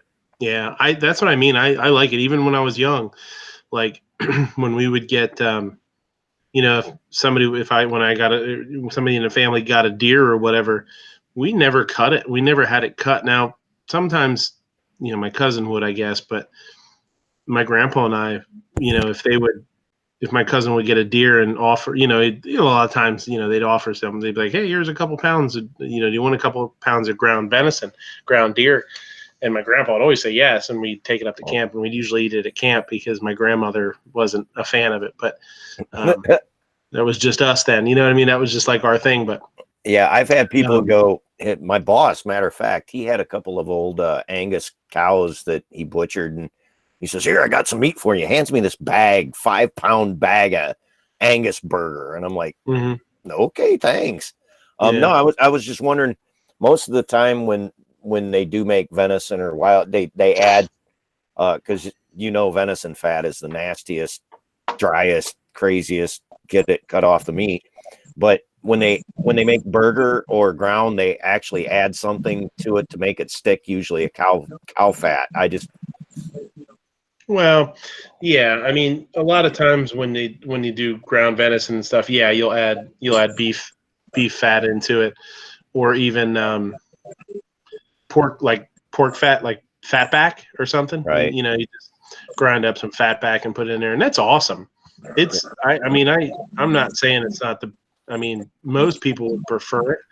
I don't mind the leanness. I don't mind the fact what people say, oh, that's, if you do 100% venison burger, and people are like, oh, it's dry. I don't mind it. I like that flavor. I'd rather I have can the tell flavor. you, if you do meatloaf and 50% venison, 50% raccoon, it comes out pretty good. Now we're talking wild. Well, I will say I will say this though. Like my meatloaf that I do add other things that kind of keep it tender too. Especially when I do bison or something like that. Not just egg and breadcrumb, but I'll add a touch of heavy cream in there. And I usually try and throw in some veggies, like diced veggies. And it keeps, adds some moisture, keeps everything nice and moist. What's venison's like fat content compared to pig and cow? Oh God, it's low. I mean, it's super low. That depends on where you're getting it, what they've been eating. Right. That's for the one I got in Utah, which was eating on desert sage and this kind of stuff. Fat content was almost non-existent. Yeah. And one of my buddies shot one here in his family's walnut orchard just outside of Sacramento. It had some fat on it.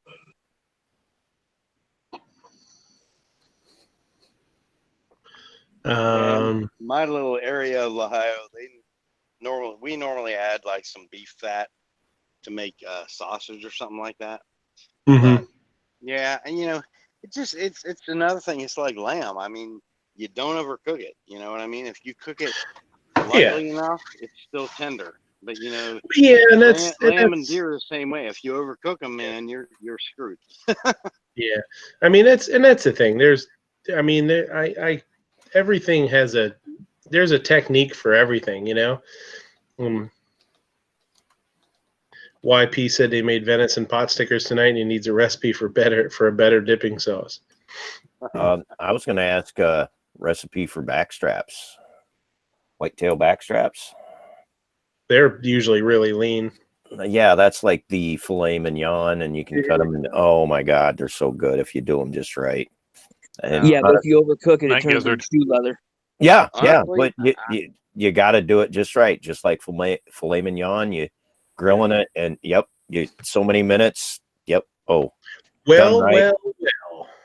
Anything that's ultra lean, and I know I'm going to get some disagreement out there, but anything that's ultra lean, I like to cook in an electric pressure cooker because, I mean, I've never had anything come out of that thing that's been hard to eat.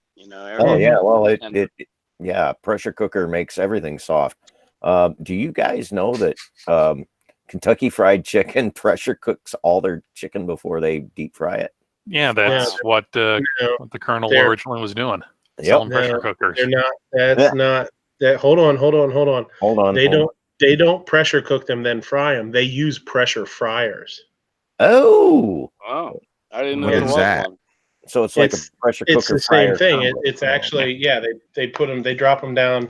As they drop them down, then they put the lid down, and it holds in. It causes pressure, and it fries them a little bit faster, and holds the moisture in. The science. I know. I'm going to get some disagreement, but I love the taste of original recipe KFC, man. KFC's slamming, man. KFC's great. I was just going to say, I like their biscuits. Mm-hmm. Yeah. I like their $5 fillet box, 2 pieces, potatoes. Oh man, $5. Oh, the poor conservative he said Sanders patented the pressure fryer. That's what he originally did, was tried to sell pressure fryers. And then eventually, turned it into KFCs and then franchised it out or whatnot. They also said he was a real son of a bitch too, as far as he had the way. Well, the whole thing was if your face is on his face is on the bucket. His whole thing was he'd franchise it out, but he'd visit your store. It was guaranteed every couple of months he'd visit your store. I believe it. Even if the gravy tasted the same, if you weren't making it the exact same way he did, or if you didn't follow it to the letter, he'd grab the pressure cookers and say, "Bye." Well, he would fire people. He'd fire the managers on the spot. But didn't he have like several failed businesses before he got that one to work? And didn't he shoot a guy? I don't know about that, but according to G Webb's little rant, he was 53 or so before everything took off for KFC, and he'd done like everything under the sun. I think. Let's look that up. I think he shot somebody. Cool, I don't know. While you're looking this up, waiting for that to happen. Come on. Yesterday's Paul Maid has recipe for backstrap. He says, if fillet them, stuff them with sausage, cream cheese, and jalapeno mixture, lightly seasoned, wrapped in bacon, and smoke them. That sounds good. Well, I mean, you're stuffing it with cream cheese and jalapenos, so Jalapenos. and sausage, not to mention. Yeah, I'm not a big so sausage what fan, was but it? I Sausage like the or bacon part. sausage cream cheese? I don't know. I like the bacon wrap part though. Everything's better with bacon. Come on. Mm-hmm. Oh, what about the Second Amendment infringements? Is that better with bacon? I think he shot somebody in self-defense. Did he really? Pete in the Gun Channel side says he was rejected 1,009 times. Yikes. Was that for his trying to sell the pressure cookers? Or, sorry, pressure fryers. Those used to be kind of a big thing back in the post-war era. All right. Well, I'm not ashamed to admit, when I was a kid, when we had our birthdays, my parents would say, you can go anywhere you want for your birthday. And most of the time, I picked KFC. Of course, back then, yeah, that's a long time ago. You get like a bucket of I can't even remember. I think it was 21 pieces for $15 or something like that. It was the big bucket, Oh yeah, then the gravy and the buttery taters, mashed potatoes, and actually, there. What's to me, I have found very few places that I like their coleslaw better than KFC. I mean, I've run into a few. Especially since I've been down in North Carolina, there's a few who makes good, home style recipe coleslaw. But man, I like KFC's coleslaw. I don't think I like theirs all that much. I'm trying to think if I know I've had it. I feel like theirs is a little light. I don't like coleslaw at all, so I got nothing on this one. It's all I would say you can do it wrong. Like I know some people will use like whipped or like Cool Whip or something to try and lighten it up. It's like no. Screw that shit. Yeah, F that noise. Cool. Yeah, and also like whip. What's that other thing? Cool Whip. What's that fake mayonnaise that Kraft sells? Miracle Whip. Yeah, that. No. It's not fake mayonnaise. Miracle Whip is Miracle Whip, and mayonnaise is mayonnaise. And never ever sell the two cross. I like more vinegary. I like more vinegar, actually. I like more vinegar in my coleslaw.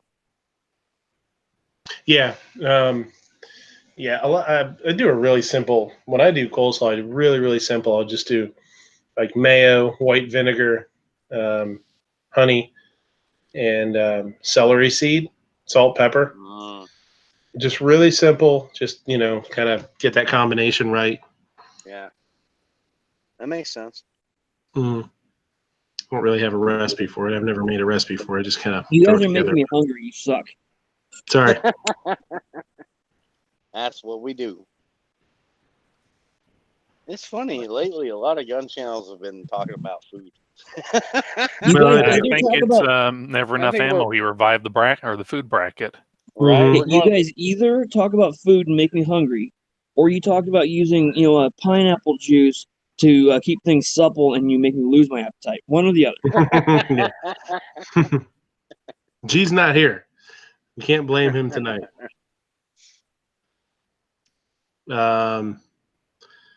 Citizen Soldier, nice to see you. Nice to meet you, I guess. Says, so who else has a shooting range in their backyard? I do not. I have a little. Some of these guys do. Yeah, Sarge do. Mm-hmm. Once I get my suppressors, once I can get over the freaking $200 each gift money to the government, I'll be able to shoot 9s back there. But yeah, for now it's just 22s. I lived in front of a shooting range for 6 years up until about 2000. And it was the house in front of the shooting range and the gun store that I worked for owned that range. And, I was a range officer, and that's when I really competed, was in the 90s and whatnot. But, oh man, it was great. It was like, not bad. Yeah, people's like, oh, you live in our shooting range, you shoot every day. No, nope. No, you when you felt like shooting, it was like, okay, let's go in, grab whatever gun you're going to, a couple boxes of ammo, and walk 150 feet and go shoot. Yes, but I didn't shoot every day, but man, I miss having that. Well, if I want it, I just got this new optic. I'm going to run out to the range. Well, the range was, you didn't have to get in your car. Yeah, it was right behind my house. It's like, oh, and we used to have machine gun shoots every year. And I know nothing. no, they were legal machine guns, all class 3. It just, okay. but I miss them days. It was just, it was nice just being able to walk out your back door. Right now, I got to drive out to our local club, and it takes me about 15 to 20 minutes. Yeah, I miss being able to literally open up the back door and pop off shotgun rounds. There was a couple years of my life where buddy's Walnut Farm. That's where they have a second house I was renting out there, and we would shoot literally. We'd see a squirrel running through a tree behind the house. You open up the back door and just let off a shotgun shell right up, and you knock it right out of the tree, and then the dog would run out, pick it up, and start playing with it. Sarge, you got a story for us? Oh, I found the Colonel Sanders shootout. Go ahead. I guess when he was running a gas station, I'll just summarize it. When he was running a gas station, he was having a war with another, like a customer war with another guy, and he painted an advertisement on a railroad wall, is what it says, and that guy went and painted over it. So then Sanders said, he said, I'm going to shoot him if he does that again. So he went and repainted his sign. Well, this guy goes down there and starts to paint over it again. And Sanders was in a meeting with 2 other Shell officials. He says they grabbed their guns and went down there. And this dude, what's his name? Stewart. And I guess his last name is Stewart. He shoots one of the people that's with Sanders, kills him. Wow. They get into a gunfight back and forth. And the other dude from Shell shot the guy in the hip, and Sanders shot him in the shoulder. And then the guy surrendered. But he was charged and convicted of that first guy's murder and served 18 years in prison. But Sanders, I guess, he got out of it. Wow. Because he popped him on the shoulder. Cool, man. That's some FYI. I did not know. I know, right? Yeah, I know he was rough. He was rough going up until the chicken took off. Well, now hold on. I grew up in the land of Dave from Wendy's, so now this makes the whole cool to hear these stories. Now this puts the whole, hey, you're not making my gravy the right way. I'm taking your pressure cookers thing in a whole new perspective. Oh yeah, he was. Don't mess with me. I'm Colonel Evan Sanders. I killed a guy for painting over my sign. Hey, take the pressure cooker. Take it. Sorry, cool. Hey, we're all good. We're all good. Oh, I think somebody take it. Don't. He shoot probably me. went in there waving a pistol.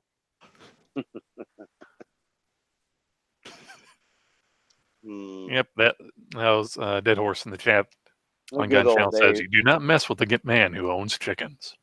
Unless it's roll call, then it's open season. But Giz isn't here anymore, is he? Oh, well. I said owns a chicken. That is a giant one. Is a chicken. No, with him, you do not mess with George. Don't Ain't that right? George. Yeah. George. Ain't that right, George? No, heck, if you start messing with George, you're gonna have to face Angelina too, because she likes that cat. Oh boy. Do you think Sanders and those guys? Do you think Sanders and those guys had ever gone through any firearms training? Probably not.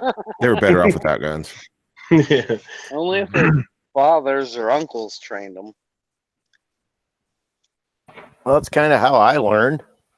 I think my uncle was the biggest trainer. My uncle, my brother, all my peers that just, people ask me, like, when was the first time you shot a gun? I went, well, a BB gun or a real gun? I don't know. I think I came out of the womb with a gun, if, I want to remember it right.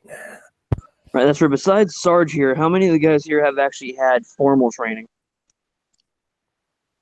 Well, depends on what you consider formal training. Like you pay somebody something and they teach you something, or what? Yes. I don't know. I took like an introduction to defensive pistol, but that was like 2 years ago. Okay. And I was carrying for like 5 years before that. Yeah, that's true. I mean, I learned to shoot from my father and uncle, who learned from their dad, and he learned from his, father, uncle, all those guys. It's been passed down through our generations. That's for closest thing I've had to any kind of training. That's for had to go to Hunter's Ed to get my, originally get my hunting license, and that's where you don't even pick up a firearm. They just, it's here's the book, we'll, read it, we'll summarize it for you, and then you take a test on it. Yeah. Wait, you didn't even get to shoot the 22s at the end of it? Man, you got ripped off. No, 22 was something that, in scouts, they, one year we actually got to shoot one of those, but I'd already been shooting a 22 for quite a while, so that's for, it was, okay, yeah, here's a bolt action single shot 22. Here's a 3-foot square target at 40 yards. Try to keep it on the target. Like, really? Yeah, my uncle was a Vietnam vet, and he took me out first time at 10 years old. And the first day, he shot a quarter 100 yards, and I was just mystified. I was like, "Oh my gosh, that's unbelievable!" But after a week, I could shoot a paper plate at 100 yards when I was 10, so that was kind of cool. I probably still can't shoot a quarter, but yeah, I'm not practiced well enough to do that. I know. Yeah. With my 22 at 100 yards with the scope I have on it, I can keep a 10-inch gong at 100 yards with it. But that's for the 223. I'm still figuring it out because that's for whatever reason I can't. It's not as precise as it should be. I'm trying to figure out what I'm doing with it. But yeah, it's, when you grow up on land, you end up learning to shoot pretty young. That's where I don't remember the first time I shot a BB gun. The first time I shot, I was probably about 10. First time I shot a 22. We were way too young when we started shooting BB guns. I'll tell you right now. Well, I was probably 5. I'm guessing I was probably about 5. Yeah, same boat. I remember shooting an ice slab, and it ricocheted back and hit my brother right between the eyes. I'm like, that's I probably shot mostly. Family always drank soda, so that's right.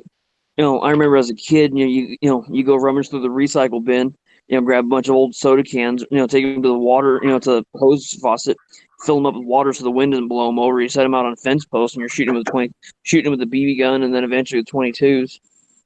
Yeah. But filling them with water makes them blow apart better. So Only if you hit them with something higher velocity.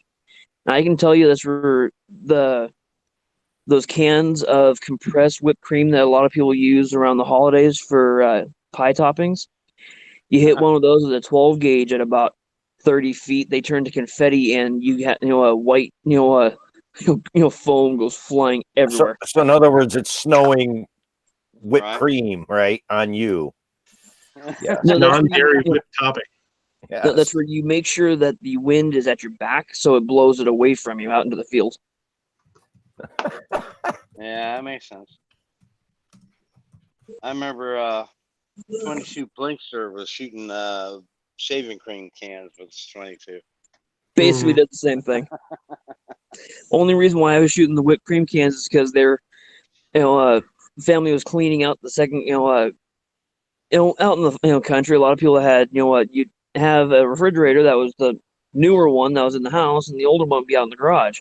Well, they were cleaning out the one in the garage, and oh heck, we've got one. We've got a couple of these cans in here. You look, they've been expired for about 6 years. Like, all right, you probably shouldn't eat those anymore.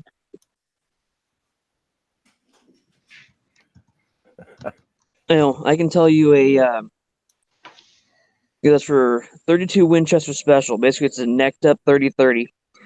Does an absolute number on computer hard drives. I have a laptop or two I need to shoot. I have to make another video one of these days shooting some weird shit. My folks had an old desktop that it got to the point it was so bogged down because it had so much junk on it and whatnot. It couldn't even communicate with dial-up internet anymore. So they okay, we have old financial data on this. Make it unreadable. Okay. Yeah. Okay. Yeah, I can handle that. That's funny. Before my nephew went off to Afghanistan, which has been He's been back now for over a year and a half. They got a kid, blah, blah, blah. But anyway, he wanted to come out and shoot. And, he used to come shoot with us, with my father and but he wanted to go shooting one more time. And his would-be wife at the time, girlfriend, came along, and he had an old laptop and he had all kinds of stuff. We blew the crap out of it, and then we threw it in the burning barrel and lit it on fire after we picked everything up. And it was like, I'm pretty sure that battery is burning like white phosphorus right now. Right, yeah, you probably shouldn't be breathing that. Yeah, we weren't. I mean, we were a good 40, 50 yards away, but we're looking at it going, yeah. But it's funny you mentioned the shooting the computers, because we shot computer that day for sure. Yeah, I shot computers. One of my buddies, because we were out in the middle of nowhere. That's where we found someone had brought an old no good chemical fire extinguisher.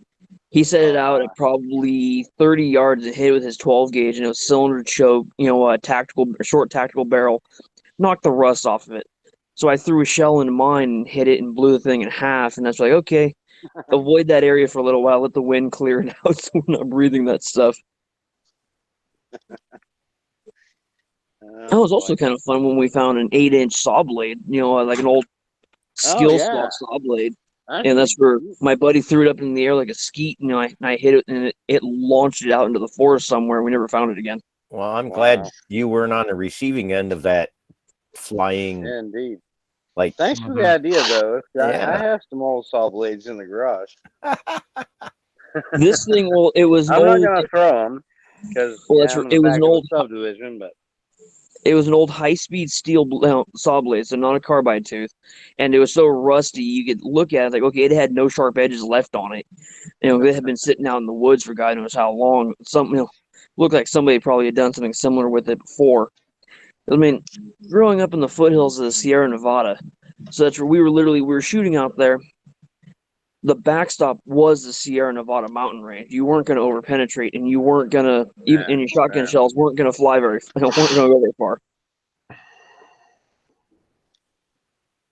I was just worried about the place like that to shoot. I was just worried about the flying saw blade, that it doesn't matter if it's carbide or not. You probably don't want to get hit by it. That's a good point, Annie. Duck. No, that's where we were smart about. That's where he was standing kind of a few yards to the to my right and back a ways. So he threw it out. It went out in front of me. So I hit it and it flew away from us. We weren't complete idiots about it. We used to go out skeet shooting or trap shooting all the time and set up throwers here and there. And my buddy, he was such a dummy. I hear the thunk of the thrower, only there was not a clay in there. And then he throws his lighter out. He just whips it out there. I saw his lighter because we used to do things. We'd like put, empty cracker boxes on there. And, he throws his lighter out there. And I hit it. And he's like, that was my lighter. I said, well, why'd you throw it out there, you dummy? That's a good point, man. You pretty much can't argue that. Yeah, don't throw it out there as a target and not expect me to shoot it, right? Right, indeed. My grandfather did something similar to a guy years ago, back when he was still living in Canada. Little bolt action 22 with, iron sights, but this thing, the front side had been broke off of it when he was a kid. They tacked a new one on and didn't shoot straight anymore. Well, the sights weren't straight anymore, but he knew where it hit. The guy threw a gold inlaid Zippo into the air. Like, I bet you can't hit it. Like, don't do it. He threw it, and my grandfather put a bullet right through the middle of it. Nice. Pretty good shot when you can, sitting in a lawn chair, you can, with a 22 bolt action, and you can hit a freaking Zippo flying through the air. Yeah, that's like 22 Blinkster stuff, man. That guy shoots like aspirin out of the air. Crazy, man. It's unbelievable. You can freaking rip cards in half, long ways. Well, the thing is if you watch his show or his videos enough, and you'll see that it takes him, 10 to 12 to 15 tries to do it. But it's not going to be on the first time. But even so, it's like, that's impressive. I know how you feel, man. I'm like, I'm probably taking 50, 60 shots. I think it's funny though that your grandpa's buddy's like, yeah, my lighter, and it's like he shot it and like, well, What'd you expect? Well, he told the guy a couple times, awesome. "Don't do it. I will hit. I don't do it." Yeah, dude, I'll hit it. I'm not bragging. I'm just saying if you do and I miss, you're good. But if I do and I hit it, well, you just lost a lighter, dummy. What? Yeah. Then y'all remember Beverly Hillbillies? Oh yeah. Oh yeah, he used to do reruns shooting. Ricochet shooting. they would shoot off something to hit something else. Yeah, Plinkster does that a lot. I've seen him skip them across ponds and stuff too. Oh yeah, that's crazy, isn't it? Yeah, it's neat. I know. It is 22 skip. 22, yeah, and it makes a pretty wicked sound when they skip because they usually don't skip straight. They kind of start to tumble. I've shot a lot of bullfrogs. Like my dad had a pond that when it was full was 80 feet wide by about 140 feet long. So we'd be sitting out there, shooting frogs off the far bank with the 22s. Because forget gigging, we would use the 22, the scope on, you aim just below the eyeballs, and you hit it. It flips it up out of the water for you, and then you go collect them and you barbecue up the legs. I was gonna say you just hit them right, and you didn't have to peel them out of the water. That's cool. Yeah. Best one was I was just goofing off, and I was teaching an old girlfriend how to shoot, and after we got, she was getting down with soda cans pretty decent. All right, well, let's go shoot some frogs, just for, a little different, target. And then she saw me, shoot one and, pop it into the air a little bit, so she decided to try it. And, well, here's a frog, and she launched it maybe 3-4 feet out of the water. All right, hand me the rifle. I swing over on a different one, and I launch it probably 20 feet out of the water because I knew how to hit it. Right. Okay, back to cooking. All right, Midnight. Frog legs. Yeah, you cook those best way to cook the frog legs. Fry it. That's the easy way. Honestly, I've never shot a frog, but I would rather do that than gig it. I can't do that, man. Oh, I cannot do that. I've speared them. I've shot them with a BB gun, and frog legs done right are good. Frog legs done wrong are terrible. It's a very light meat. That's where, usually when we would eat them, it would be, okay, families getting together, we're barbecuing chicken, so so as kids would go out, and sometimes my father and uncle would join us, but that's where, you shoot them, you shoot half dozen of them, and then, you clean them out real good, and then, take the frog, take the back legs off, and they'd get thrown on the barbecue right next to the chicken. Yeah, I mean, from my experience, chicken tastes just like frog legs. Well, that's the advantage, frog and chicken. Y'all are slow, boy. They don't, they don't have a lot of flavor to them, so they taste like whatever you put on them. I know I've had frog legs a couple times where I don't know if it was just the frog, but man, they were greasy. I mean, they were really greasy. Yeah, they're definitely more oily than chicken. Well, it also depends on, from what we found out, a long time ago was, the water that they're in and the temperature of the water. If the water starts to warm up, like by this time of year, you can't do it anymore because, at least unless the water's moving, because otherwise the water's too warm and it really, the flavor of the meat is just, it almost tastes rancid. That's for, you have to do it in the early spring when they're just coming out and the water's still cold. Yeah, it's a lot like deer hunting and what they have to eat and what they're living in and it's the same thing. Yeah, the biology going on and what the frog's going through and yeah. Well, I mean, beef is the same way. I mean, I hate to go there, but that's true. Cows taste different depending on what they eat and where they grow up. I said that earlier. It's like, are you grain fed? Are you grass fed? Right. Yeah, same thing. And then I don't know. I've had frog legs a couple times, and 2 times I had them, they were kind of greasy. I've never fried them though. I want to try and grill them, not fry them. Put them on a grill and just. That's the way I like to cook. Throw it over fire. Cook it over fire. Are you guys seeing my screen share? I'm on a phone, dude. So it looks Midnight's like a still bunch in of the little chat. squares to me. Mm-hmm. Yeah, I can see it. Okay. I wanted to bring this channel up tonight because it's a pretty neat channel. This guy's pretty cool. The name of the name of his channel is Andre Will Do It. ANDRE. Andre Will Do It. And he's he's not a, I don't know what he does for a living. I've never really researched him personally, but he does a lot of, he does restoration stuff, videos. A lot of them are restoration videos, and they're super, super cool. And the first couple are like these ones down here, the first couple I watched. An ads, axe, cleaver, you know, this cleaver up here. And he just grinds them down, does what he needs to do, takes the rust off, you know, takes the rust off, obviously, and grinds them down if he has to, and polishes them, does whatever he has to do to get it looking good. And then he builds, he makes his own handles out of wood and stuff like that. And the guy's really, really good. Does some really awesome stuff. But lately he's been doing a lot of gun stuff. And the last couple that he's put out have been a pepper box. I watched this one today. He did this one, an old Derringer. That one was really cool. Remington Single Action Army, I think it is, clone. Really, really neat. And he doesn't talk in any of the videos. He'll do some texts, you know, comments underneath, you know, some words. Captions. Some captions, whatever. But it's a really neat channel. I suggest you guys go check out some of his stuff. It's very addictive. They're not real long. Some of them are, you know, 5 minutes. This one's 15, 16 minutes. But since he's gotten into doing a lot of the guns and stuff, it's really, really, really interesting. See him take them all apart, all the way down to, you know, the pins, and take it 100% apart. And it's neat because if it needs, like the Derringer here didn't have a grip on it, I guess, when he got it, he made a grip for it.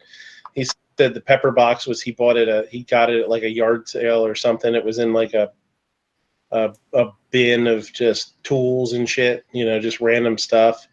And it was locked up because one of the percussion caps nipples was like messed up or something, and it wouldn't turn. Takes it all apart, gets it looking good, they're really, really cool. Whenever one of his videos pops up, it's really interesting to watch. He'll just do a lot of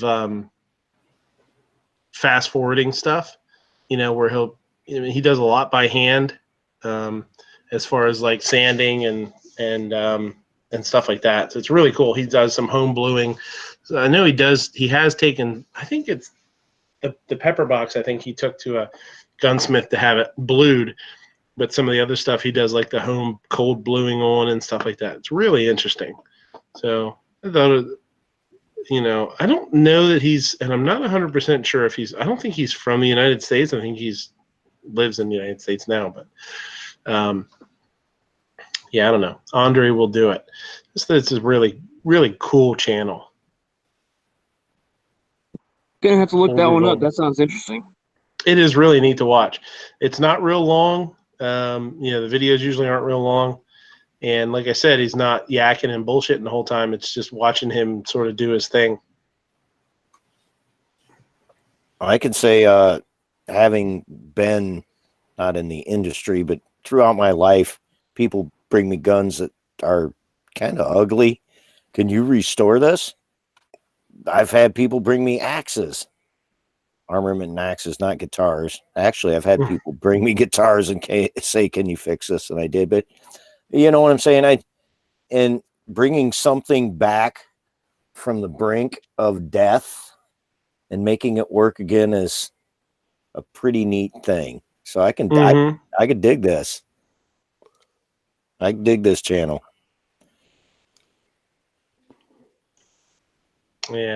Yeah, check it out. That's that guy's pretty cool. It's just kind of appreciate what he does, you know, taking something, like you said, something that you look at and you're like, that's junk. There's no way. You know what I mean? Like, what are you going to do with that? And you see somebody like him work on it, and you think like, man, even if it's not in shootable condition, holy crap, that's an awesome wall hanger, you know? Yeah, that is pretty cool. That's true, and that takes a lot of specialty skills to restore some of that stuff. Yeah. Yeah, it's pretty neat. And to see him do it with like hand tools primarily is really cool too.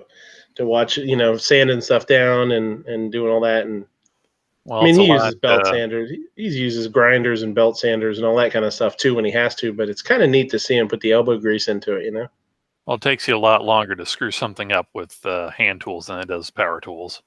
Yeah, that's pretty cool. Yeah, you can screw stuff up really fast with power tools.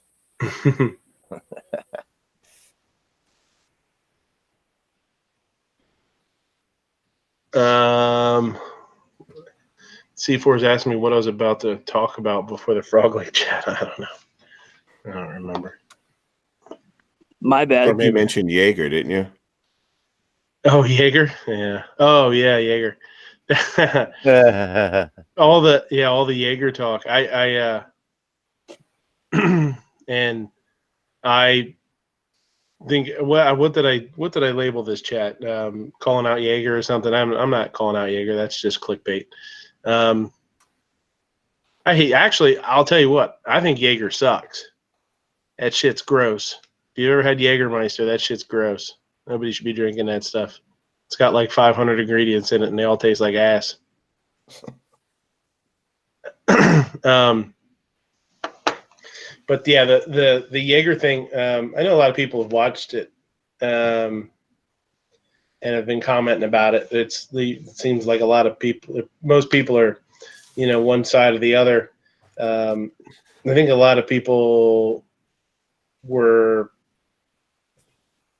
predetermining, an opinion on that video before they watched it. I don't think it's a bad. I don't think it's a bad video. I think he does. I agree with you. I think he does not a great job of maybe putting his point out there at times, and people, I think, get that confused with. It makes him a little confused on what he's trying to get his point across as. But and I think the thing with the guy, the chick meeting the guy because she went to training is a little bit weird, but it's neither here nor there. It's a little bit polished on the carrot for him. It's a little odd, but I watched that video because I saw the NEA rant video, and he said in his rant that he didn't watch all of it. Well, if you Yeah, watch did he? all of I didn't it, even realize about he said it. halfway through, he finally gets to his point, and his point isn't wrong. He's not wrong. So I wrote a comment under his video, and I actually copied and pasted my comment under Matt's video too, because I thought it was maybe to good conversation starter or whatever. But under Yeager's video, I said, I guess I understand what you're saying, that training can possibly keep you out of situations that increase the chance that you're likely to have to defend yourself. Okay, I'll go along with that. But there are also many instances where a victim wasn't in a high-risk area and they have needed to defend themselves, like malls, restaurants, or in their own home. You can try to minimize your risks, but never totally eliminate them. So I'd say training and no gun helps minimize risks, but when the bad guy shows up at a normally safe place, I'll take the gun over training. If I'm going to be a fish in a barrel, I want to be a fish that can shoot back. And then he replied back, after you get training, you will see things differently. So, but I don't know that I would. But I understand what he's saying. I understand what he's saying, and I agree with it for the most part. I think that, if you go have training, it's going to change the way you look at the world, possibly, and that's probably a good thing. But my only discrepancy with the whole thing is, like I said, there's places in the world that no matter what kind of training you have, if somebody shows up there with a gun trying to, or not even a gun, like a knife or anything, wanting to do harm, no matter what kind of training you have, it can't get you out of every situation. And I would still want to have the ability to fight back with a firearm. Are we just talking about just some random act of violence that no one can predict? Yes. Or are we talking about normal what is predictable. Like, No, I'm talking know, about like I agree with what a lot of people are saying because of his video, and they're like, don't put yourself in bad spots. Don't walk down dark alleyways. It pains me to agree with him on anything. Yeah, it pains me. Don't do this, don't do that. Stay, you'll be safer, and I totally agree with that. But that doesn't mean that you're not going to be sitting in a restaurant someday and somebody's going to come in and do something. And there's nothing you can do about that. Your training isn't going to say, well, I'm not going to go to Red Robin to get a burger with my kid today because that's dangerous. Like Red Robin, it's not. Nobody's ever done anything at a Red Robin, right? But if something does happen, I'd sure as hell rather have my firearm than not. Right? That was, I don't know. So I don't know if he understood. Maybe he didn't get what I was, what I was saying or not. I'm going to say this: learn how to shoot. Period. A lot of this. Oh, if you don't have training, and what he's saying, I'm sorry. The way I grew up, I've had enough training to know, but the way I grew up in handling firearms, and to me, it's common sense. And he's like, oh, well, he's almost looking at it like the bad guys and the criminals that we are going to have to deal with if it ever happens are highly trained. No, they're not. Look at what they're doing. They're idiots. All you got to do is be a little bit smarter than them and know if I duck back here for cover and, just be aware of your surroundings. And for him to say that you're better off with training and no gun or however the hell he said, I'm like, what? I think he's talking about in life in general. Like if you had training and no gun an in active life type shooter thing. Right. Exactly. Right. And that's where my comment got into it. That's where I wanted to put that out in that comment and say, hey, there's instances where no matter how much training you have and how prepared mentally you think you are, like you're gonna want to have a firearm, and you're not going to be like, I don't need this thing, What was the point that he was getting to that you say he's not wrong, Sarge? He about 3 minutes into it, he finally gets past his typical nonsense. Okay. And what he says is it's something to the effect of someone that has been trained. And I know he puts so much emphasis on training. And he even says, I'm not saying that you can't defend yourself with no training. He says he's not saying that at all.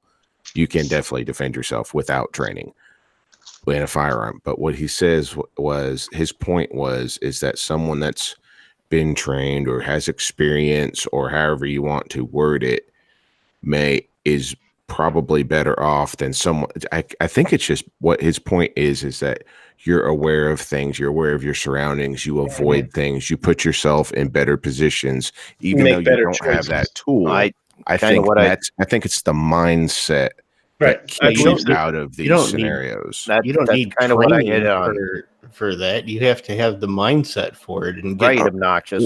But I think that was the point. Is a lot of people don't have that mindset until they've gone through some things like that.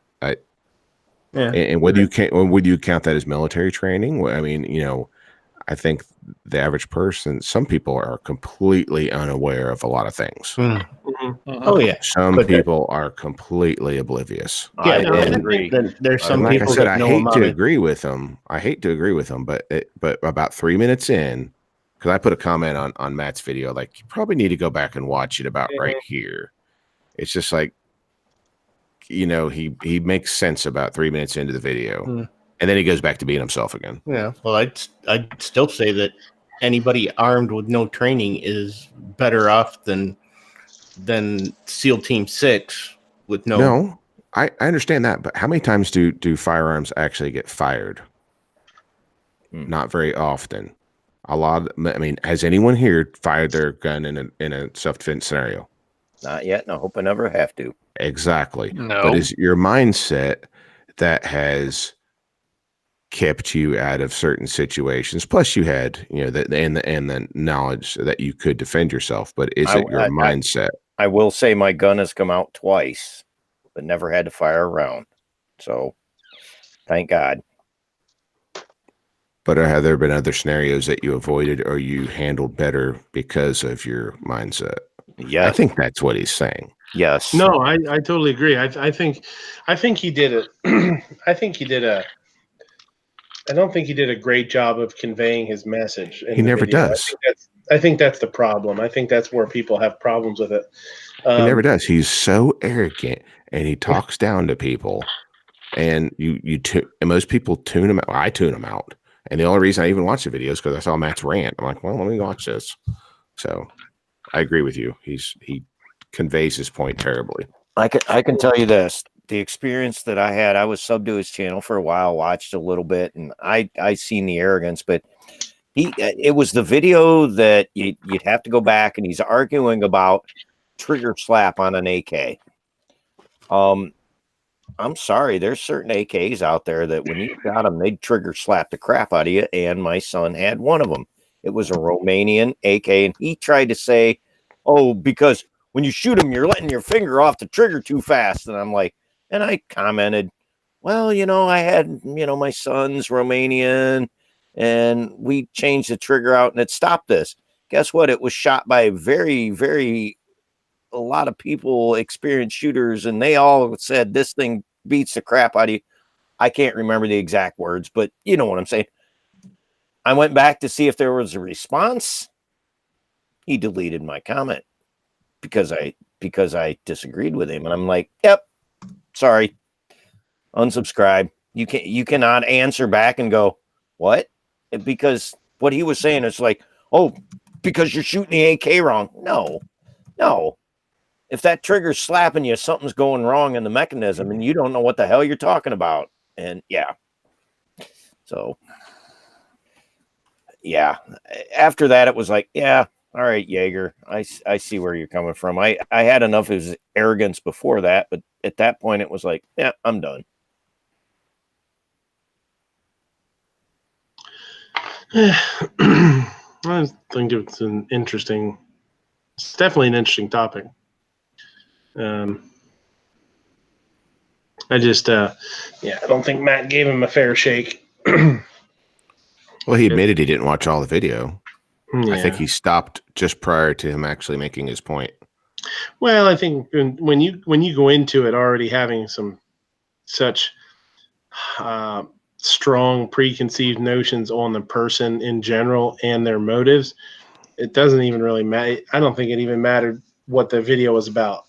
It was about clickbait. With that, right? I was going to say with that title of that video, he could have come on and said, "Ponies are the best. I love ponies. I got a pony, and her name is Pickles." And he could have talked about ponies for 5 minutes, and Matt still would have been like, "This son of a bitch is just trying to get people over his range," and and he was torqued off right from the fact that right from the beginning, and be like, "This son of a bitch doesn't know what he's talking about." He's punching up. Yeah. Well, he's not. Yeah, that channel has less. I know, but he was drawing views to that rant video based off somebody else, even not even getting what they said right. Didn't he get his channel deleted? Did he get it back, or he started a new one? Or yeah, he got it back. He has a couple of channels. Oh yeah, wasn't he doing this whole "Hey, give me money so I can tell YouTube screw you"? I'm going to start my own YouTube, but with hookers and blackjack. Yeah.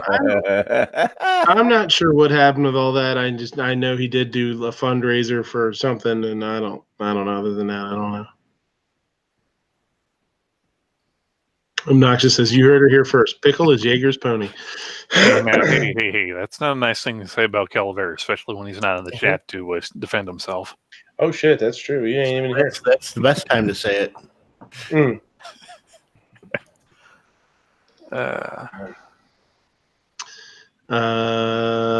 When those PETA people start harming deer, I'm done. All right, it is 1:10. We're gonna wrap it up here pretty soon. I'm pretty wiped out. Did little man treat you too well? Did little man really spoil you on Father's Day then?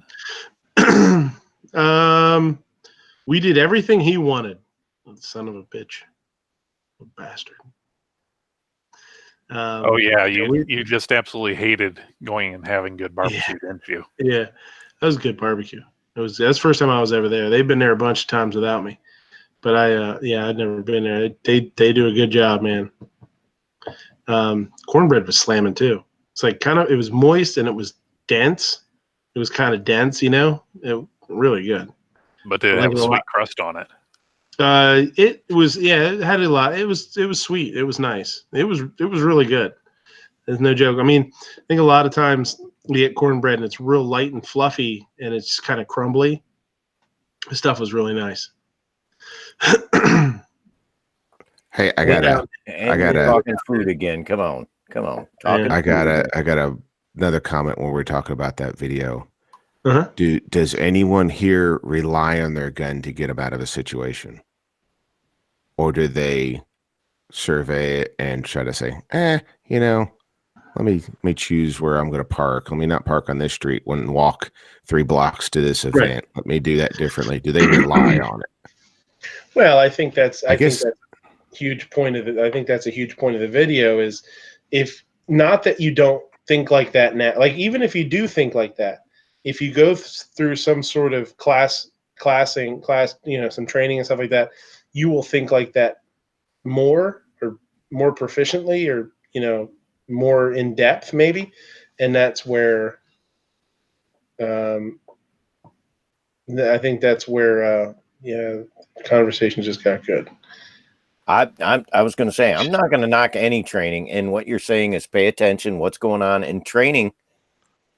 Having that training to go, hey, when you're just walking down the street, you might want to use your peripheral vision and look to the left and look to the right and just make sure things aren't going bad and, just be aware. And training like that to get people to actually do that is essential. I mean, just be aware. And I don't mean you have to pay all this money to go to all these classes and that you don't know it, because I haven't been to any of these classes. I mean, I've been to a lot of stuff, but I think the mindset part is really important, and I don't know how you gain that mindset, because I know I didn't have it as much before I started into this, because I wasn't aware of how, I wasn't around a lot of bad stuff. I like purposely chose to stay away from bad stuff. Yeah, me too. Like I said, and I realize how much more bad stuff is out there, and you avoid it more. So I don't know how you get that experience. Yeah. Be prepared for the worst. Train for the how's that? Hope for the best, but be prepared. Train for the worst, hope for the best. Yeah. There you go. I think that's what. Yeah, I don't fault him for the message he had in the video, other than his comment back to me when I tried to explain my feelings towards it. I think his comment was a little meh, but well, it's Yeager. What'd you expect? And yeah, well, I mean, I really expected him to be like, yeah, okay, I can see that a little bit, Once you have training, you'll understand his comment back. Oh God, I hate that. Yeah, that was God. Yeah, it was a little more dismissive than I thought. That's the only reply I got back to it. So wait a minute. What was Yeager saying? Once you have his training, not anybody else's training. Once you says just training. He just said training. He didn't. And I don't. But see, that's like you just said. That's dismissive. That means that your opinion doesn't matter because you haven't received any formal training. I think that's a bunch of crap too. Well, what I was saying is, was he saying that if you don't train with him, your training doesn't matter? Not what he said. He didn't say that. He didn't imply that at all. But even though he's going to make it apply to him. Well, here's the whole thing. Like, okay. I'm going to pick on G-Webs just a little bit. I know I'm signing my own death warrant, probably, but oh boy, yes, don't mess with the Godfather. Come on, obnoxious. Obnoxious. Give the disclaimer. By fine 8/13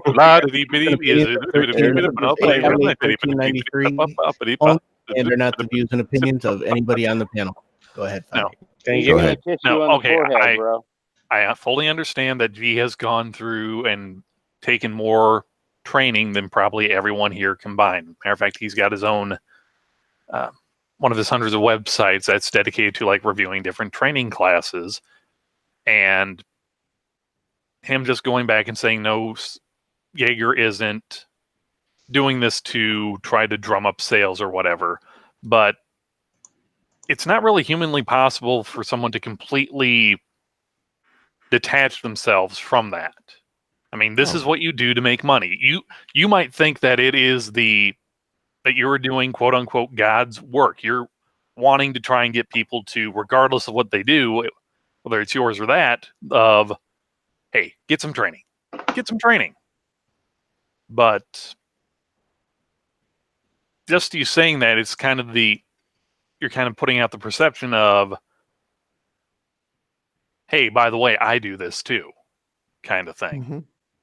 I mean, look, I'm not saying that it's something that Yeager is trying to do deliberately or intentionally or any kind of underhand or shenanigans way. It's just, it's like going to a car dealership and saying, oh, or someone saying, oh, hey, this Chevy here is the absolute safest, bestest car ever kind of thing.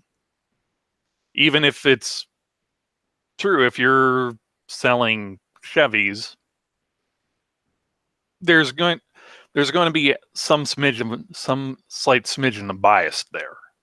Mm-hmm.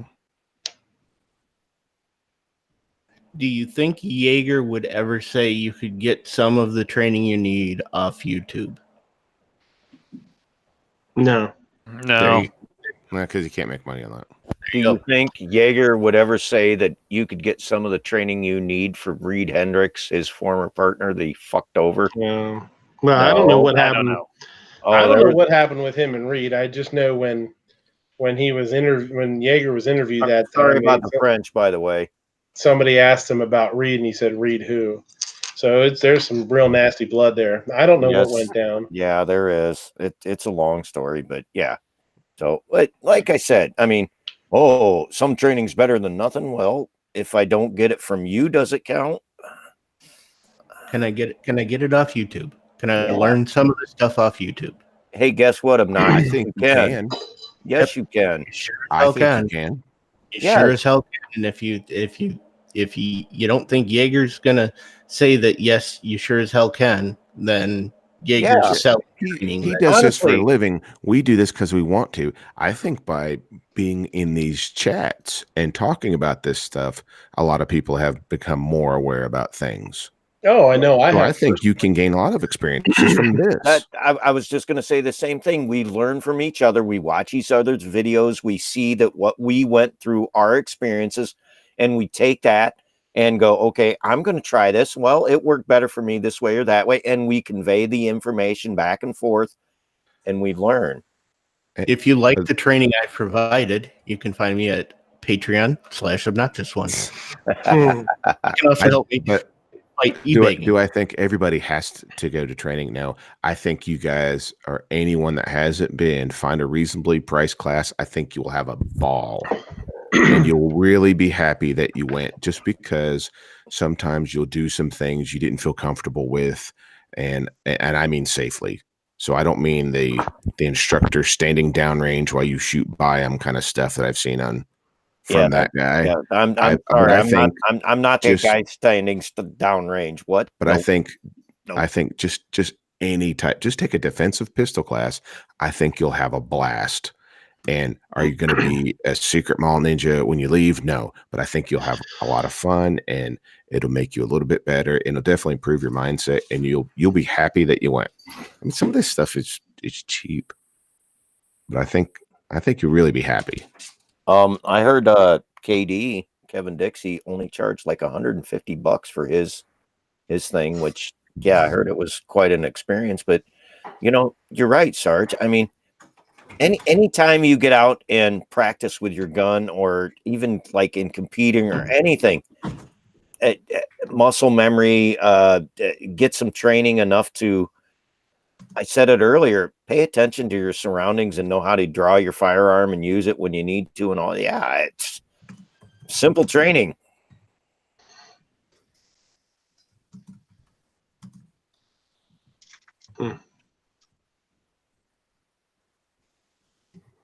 Yeah, I think you guys would just, you'd have a blast. Yeah. Because you'll do some things you might not think to do, or do some drills you didn't think to do, and just you'll really appreciate it. Just find a simple 1-day class. Just say anything. I think one of the biggest things with the chats is it makes you realize that it's perfectly acceptable for you to carry a firearm and to carry it in the manner that you see fit, and to take some of the scariness away from it, or apprehension away from carrying and carrying a gun around with you.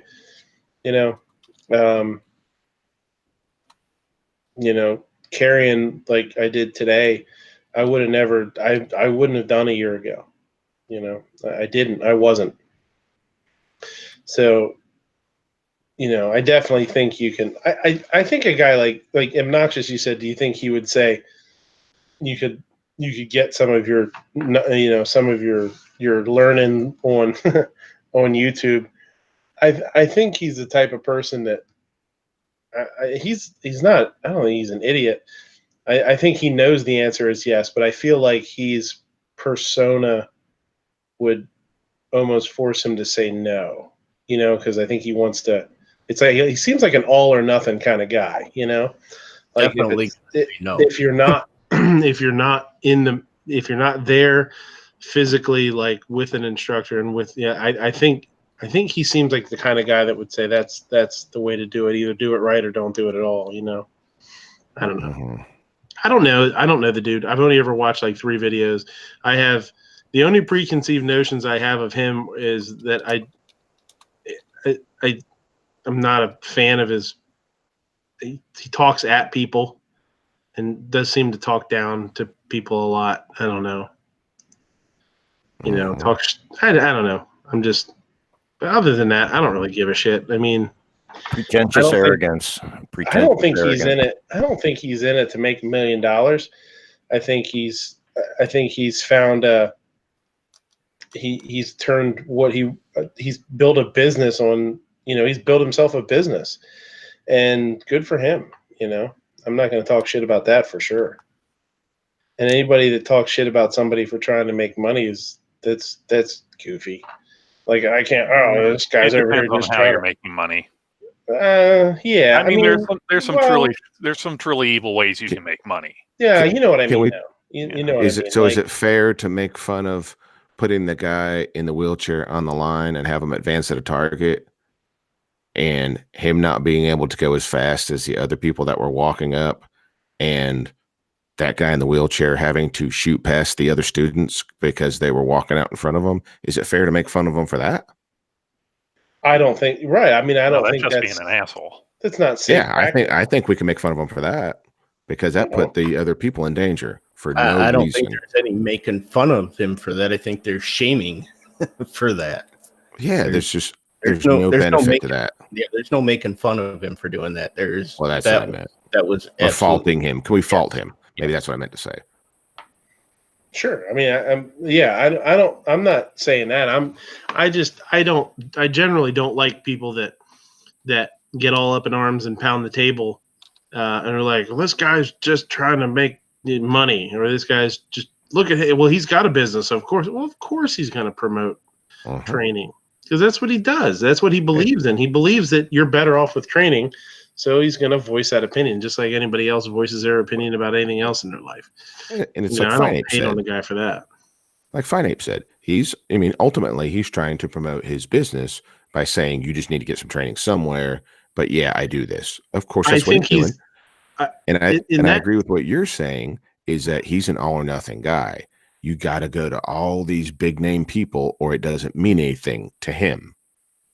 And I think he dismisses you if you haven't been to these big name people. And I don't like that. I don't like. Yeah, I agree. I agree with that. I think, my view on it too is kind of like what you said, to put it in my own words. Like, it's not that he's especially in this video. I don't know. Like I say, I've only ever seen a couple of videos from the dude. Yeah, he's not on my list of things to right, watch. Right. So, but from this video, which I kind of paid attention to, and I watched it like 4 times just because I wanted to, make sure I was hearing what I was hearing. And people say, "Oh, he's just trying to drum up business for himself." I think he was promoting training, not his training. And I think that's a distinction that a lot of people don't have. Like when you listen to the video, if you don't know anything about the guy and have no preconceived notions, he wasn't promoting his training. He was promoting getting training from somebody. And I don't think there's anything wrong with that. And it just depends on whose video you watch. You look at the comments under his video, it's a bunch of his fanboys. You watch the, Matt's video, it's a bunch of Matt's fanboys. You know what I mean? You definitely and a handful of his trolls. Right. I mean, there's it's mix and match on either side, but it's like all the big comments on Yeager's video is guys telling him, yeah, right on, you're awesome. And then you look at all, most of the comments under Matt's videos and they're like, yeah, that guy's he's a sham, he's a shyster, he's full of shit. Like I don't know. It's like watching the news. You got to make your decision for your own damn self and not let other people sway you. It's like watching pro wrestling. Yeah, yeah. No, pro wrestling is entertaining. I've never the watched two people arguing back and forth. The two people arguing back and forth, getting views off bitching about the other one. True, but with DVRs, you can fast forward through those. Then you miss something. And then you're bitching about something that somebody didn't even say. Mm-hmm. Yeah, I have to comment because I have no comment. I've never watched the Yeager video, and I know who Matt is. So, yeah, I'm disqualified. Well, I don't know. I mean, I was going to say I suggest you watch them both, but I mean, I don't even suggest you watch them both. It's not going to change your life either way. I was just going to suggest don't bother. Just, yeah. You'd be all right without it. Yeah. Yeah.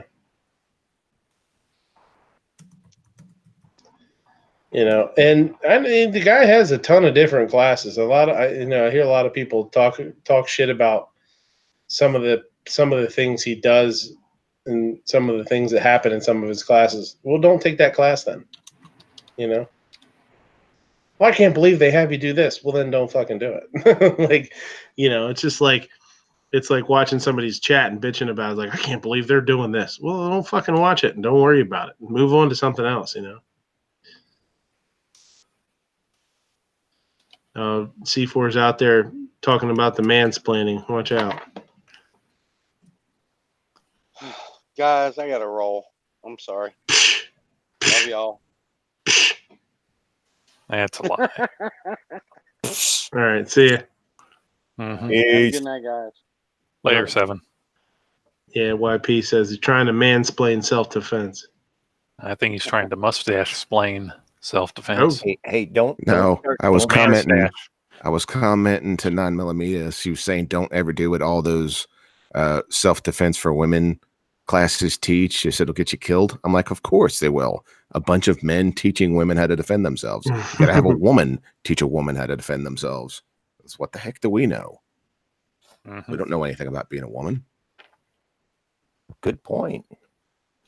Well, other than obnoxious, he knows a little bit about being a woman. Yes. Orange man, you'll be a woman soon. Hey, that is not true. I am now the primary breadwinner in this house with my $13 of Patreon a month that I'm bringing in.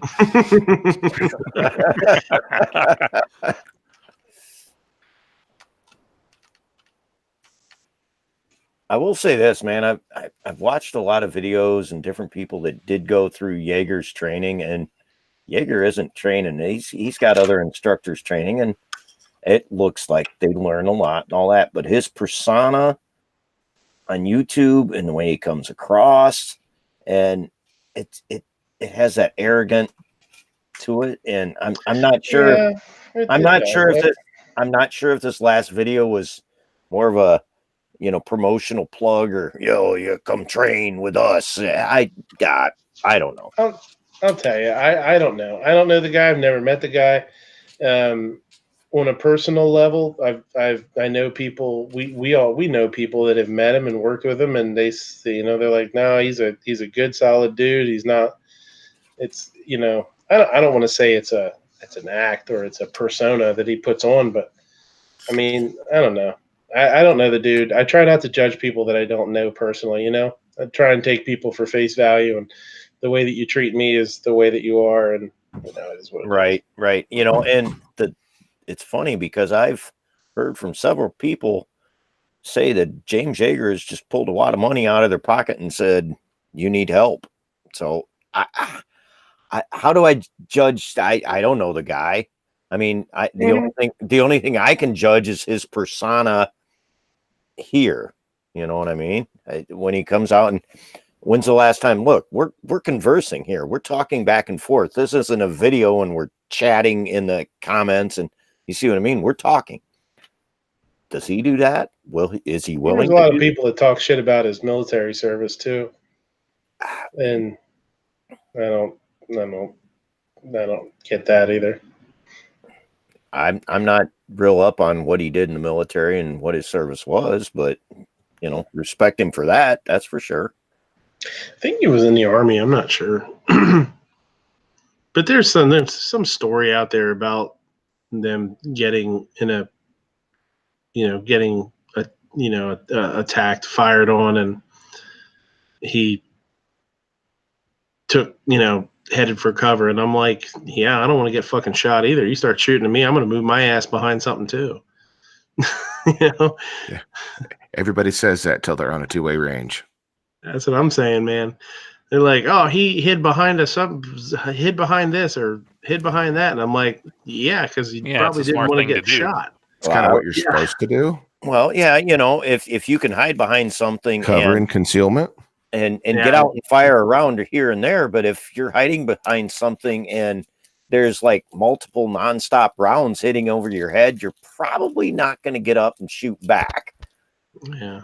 So I don't know. I don't know the story. I'd be interested to hear the story from him, and not just people talking shit in the comment section. Yeah, like I said, I was just I bet there's more to it than people. I bet there's more to it than people want to talk about because they want to poke the bear with the stick. You know what I mean? The steak. The bear on his steak. And we've all been doing this a little bit long enough to know that there's trolls out there, and they love to stir the shit pot. Kinky said there's video. He said, yeah, I would have done the same. Meaning like head for cover. Yeah, out of pure convenience, Kinky, could you drop a link, especially since you have the wrench of power? Drop a link. You tell Kinky to drop a link. You never know what he might do. You better be careful. Jeez. Well, he's either going to drop a link to a video, some sausage links, or a link to something unpleasant. So 2/3 of those choices are mildly pleasant. I was thinking the same thing. Sausage link? What? We talking food again? It all comes full circle. Sergeant's got 2 kids. He's dropped the link at least twice.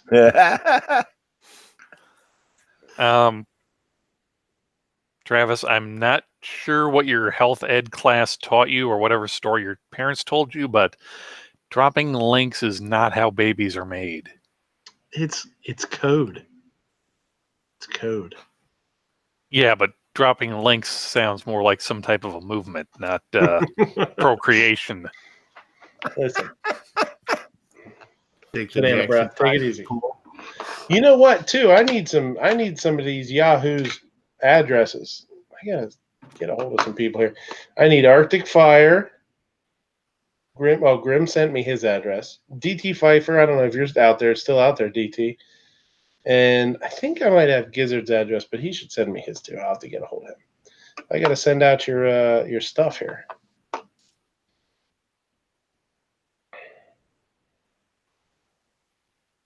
Yeah, kinky links are not safe for work.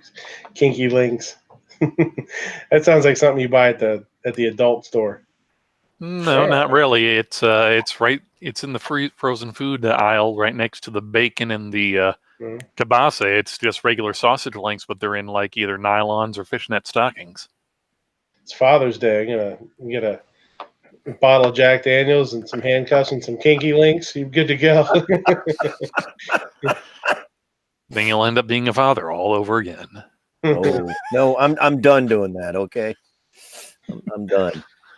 You found the link. 9 months later, there's a knock on your door. You open it up. You don't see anyone until you feel a sharp stabbing pain in your shin. You're my daddy, damn it! Mama said I was to whoop you next time I saw you. That sounds like a boy named Sue. Come on, we all remember that song. A boy named Sue. Johnny Cash. Yeah, come on. Those damn videos. Live at Folsom Prison. 43 minutes long. And it starts with a fuzzy something in front of the camera. Wait, this is unbiased truth about the coward James Yeager. So is this like that movie, something Murder of Jesse James by the coward somebody? Oh, it has timestamps underneath it. Does it? 37 minutes, 2 seconds. Listen to Yeager come to vehicle number 3. 37:30. Listen to Yeager talk to his fallen teammate. 37:45. Listen to Yeager try to communicate with his team leader. 37:55. Listen to Yeager engage 2 insurgents. 38:05. Listen to Yeager assists, not asses, his team leader's wounds. Listen to Yeager ask about the dead driver and listen to response. Listen to Yeager find out what the attack vehicle is for the first time. Big army arrives. That white car has 2 dead insurgents. Yeager shot. Okay, sounds like a homework thing. Oh, he was shot? No. Yeager shot them. At 38 minutes, 49 seconds, that white car has 2 dead insurgents Yeager shot. Yeah. That's just poor grammar. Oh, I'm sorry. No habla inglés. Mm-hmm. I'll watch that later, maybe. It'd be interesting to watch. And I just got rid of my goddamn chat. Son of a bitch. Let's see. Kinky Sphincter, 40 minutes, 9mm. How the heck is there video of it? It's dash 2037. Watch the whole vid. It shows when they get shot at out of nowhere. Well, yeah, this is, let's see. Does it say when this happened on the description? Published on December 8th, 2012. Oh, yeah, I mean, this is the 21st century. There are dash cams and everything everywhere. Yeah. Hold on, I gotta bring my chat back up here. Boy, yeah, YouTube is working really weird for me. Stuff's not. Well, I apologize. I said I was going to disagree with G-Web, so we got Night Strike, the creator and founder of the internet and YouTube, and apparently Diet Sprite to Diet Sprite to try and get this chat disappeared. There we go.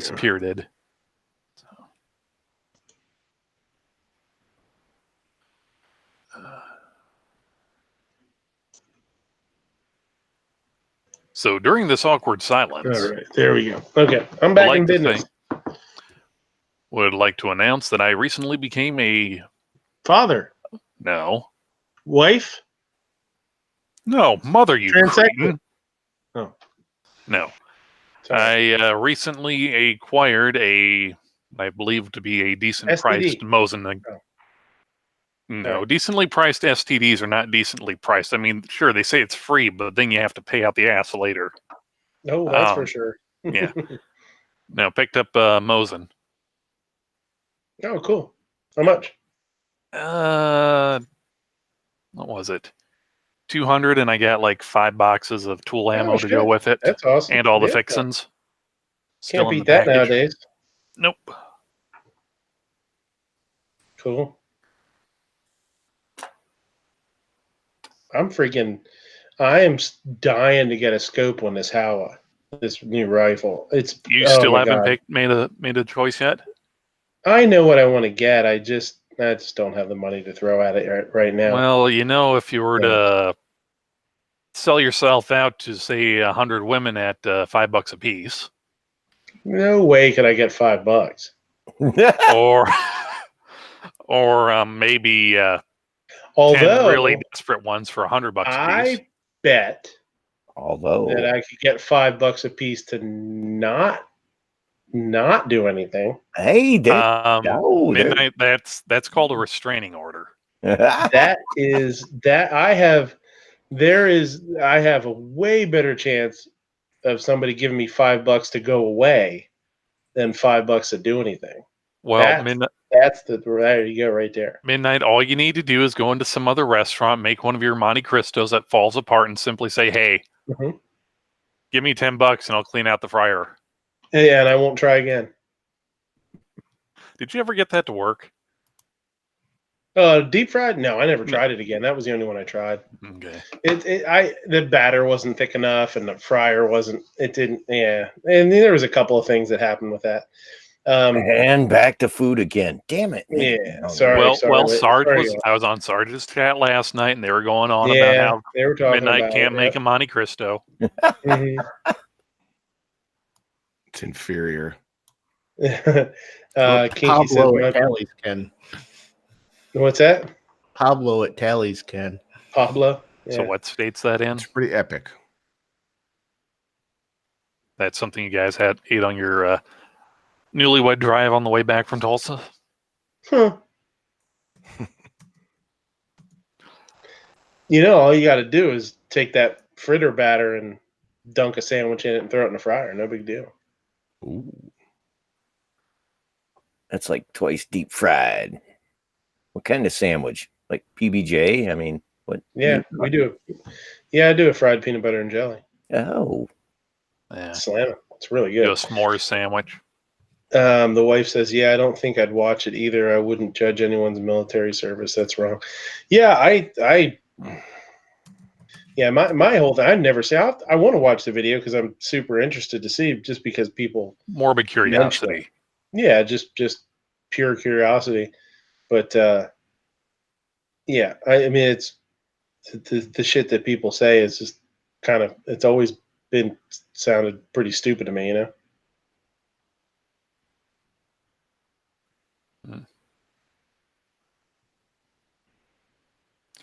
Ladies, gentlemen, and gentlemen of all ages, this awkward silence is brought to you by Diet Snobberry Soda. Now with 15% extra blue dye number 30. Well, that's the good shit. Mm-hmm. Stuff that'll make you regular. Does it make my poop blue? Curious. Like blue like sad?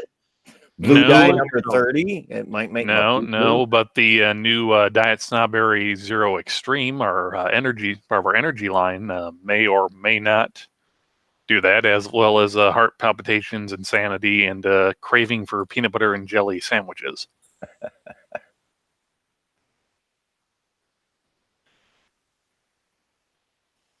All right. Anything else? Anything else going on that we need to talk about? I mean, this is we're solving issues here. Is there anything else that needs fixed? I was going to ask Sarge if he got that picture I sent him last night of my balls. No, I won't. I like guessing people's sentences. I'm always wrong. Well, Midnight. You were way off there, but whatever. Well, that guess is just because you're offended that Sarge didn't respond in the way you had hoped for the picture of your donut balls. Balls, no balls. It's also fun when you catch somebody like on the phone with their wife and they're giving you all the little cute goodbyes and everything, and then you ask them if it was somebody that's just completely off the wall. just like when they're done, all the kissy whatever. Say, oh, well, you talked to Obnoxious? Is that who called? Or you talking to your boss? Then they turn and look at you and like, who the hell is Obnoxious? It's also fun if they're on a chat live with you and they walk into a gas station someplace and you start telling them, asking them about the guys. Now, while we were I kept telling you, hey, ask them, where the hell's the diet beef soda? Where's the diet beef soda? Nothing. And starts, oh, you son of a bitches! I had to take my earbuds out so the guy wouldn't think I was high or anything when I started laughing. It's 2019. If people don't realize that little white thing in your ear is an earbud, that's on them. Taters, is that a question? Best way to fry chicken so that it's crispy and not greasy or oily? Boy, you missed chicken Very chat. hot. Yeah. Make sure that your chicken is dry, completely breaded. A lot of people don't do that, where they'll do something that's breaded, but they won't make sure that the breading is really, it's encapsulated with the breading 100%. And what happens a lot of times is that oil, the oil from the fryer or the pan or whatever, the oil will the Earl will get underneath the breading, and that's a mess because then it knocks some of the breading off. The breading comes loose. It gets greasy underneath. So that's one thing that people don't do is they don't make sure that what they're breading, they bread well. They do a quality job. But isn't a lot about the temperature and how fast that you fry that? Mm-hmm. Yeah, because you have to have a happy medium because you need to to fry long enough that it cooks, but if you do it becomes too slow, if you don't fry at a high enough temperature, then it soaks into the flour or the breading. Okay, so here's one of my many stupid thoughts. Mm-hmm. Since the majority of the fat of a chicken is like right under its skin, if you were to skin it beforehand, then bread it, that do much? Because then you have that. You wouldn't have like that little bit of layer of fat underneath it rendering down and into it. I'm just gonna say this: anytime I cook chicken, no matter how, I skin it. If I get it with skin on, cheap, I skin it. I skin my chicken. Why you skin? You don't skin the chicken. You lose all that good flavor. That's where all the nasty cholesterol kind of. Don't want to eat skin. Hold on. Is skinning your chicken a new euphemism for polishing your rocket? Could be. No, come on. Only when Gizzard's concerned. No. Good point. Skinning the chicken. Be right back. And I'll go skin the chicken quick.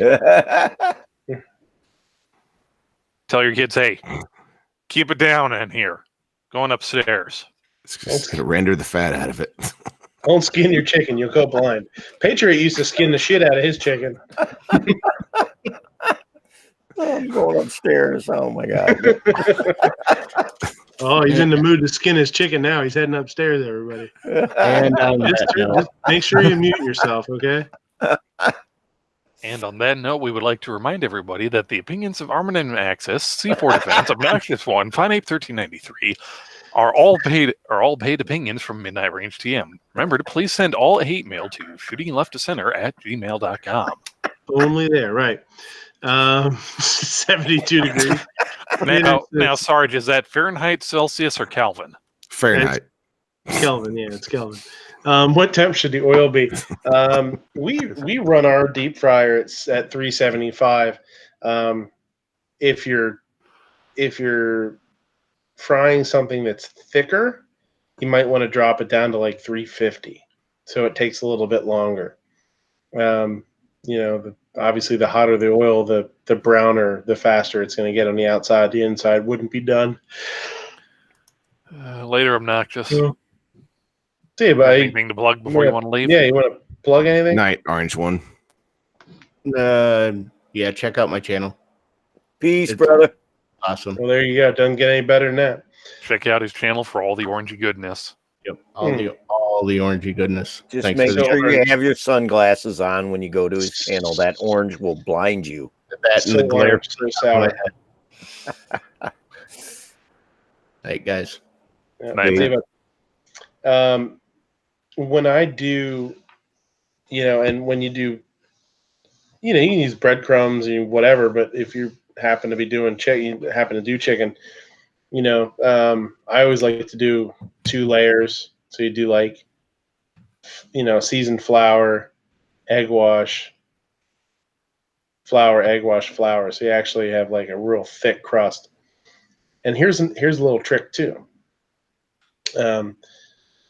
When you use the flour, and if you take a little bit of the egg wash, drizzle it into the flour mixture, the seasoned flour, and shake it around or stir it around, and you'll get some little pieces of like dough balls, almost like doughy. You said egg wash. You mean egg white? What? No, egg wash, like No. egg and milk. Oh, okay. Egg and buttermilk works really good. You Okay. dip the chicken in the wet egg and milk, and then you dredge it through the flour. Mm-hmm. Well, flour, egg, flour, egg, flour. If you want it to be like a nice thick crust. Wow, that's like back and forth, back and forth. That's yeah. If you want it to be real thick and crunchy, or you can just do, just flour, like flour, egg, flour. That works. That works fine too. It just won't be as thick. But if you mix a little bit of that egg wash in with flour and shake it around or whatever, you get the outside of the chicken will be like extra crackly because you'll have all the little strands, not strands, but little pieces of it hanging off of the chicken, and those will get super, super crunchy. Good little trick. And again, you're making me hungry. Thoughts on beer batter, buddy? Beer batter, I love beer batter. I mean, it's like white trash tempura. Yeah, well, you can go and buy beer batter. It's like what, corn and what is? And they said, well, you can add beer to it or water, but what is the beer batter? I mean, it's cornmeal and what? Well, I mean, when I do corn, or when I did when I've ever done beer batters, I've just egg, flour, salt, egg, flour, seasoning, and you just use the beer as your liquid. No, I was just curious in what the actual breading part is. Is that corn? No, I mean, you could use cornmeal, I guess, but I mean, usually just flour. 9 times out of 10, when in the restaurant industry or the kitchen world, when you hear about a standard breading, it's something that's called, like, if I tell a cook, like, just give me a standard breading procedure with, panko breadcrumb, Tater's talking about panko out there, and what he's talking about, flour, egg, and panko, is basically what a standard breading would be. So you take flour and maybe season that, even if it's just salt and pepper, we'll say, and then egg. Usually I'll use egg and whole milk, just a little bit of whole milk in there to like to soften the egg up a little bit, and then into whatever breadcrumb you want to use. Or you can go back into the flour if it's fried chicken and you just want to do like a traditional fried chicken. You do flour, egg, flour. So you always put it in the flour first, because that way you get it dries out everything. And then into the egg. If you just go straight into the egg with like raw chicken or raw whatever, the egg hardly sticks at all. Then you go into whatever the next part is, and it doesn't stick to the egg. So you've got to have the flour as the base. So you're telling me take the raw chicken and throw it in the flour or whatever batter first? No, not the batter. You want to go into the flour first always. Okay. Because the batter will stick better. If you just take a raw chicken breast and throw it in a batter, it'll stick, but a lot of times it'll start to run off, or it'll fall off when it hits the oil.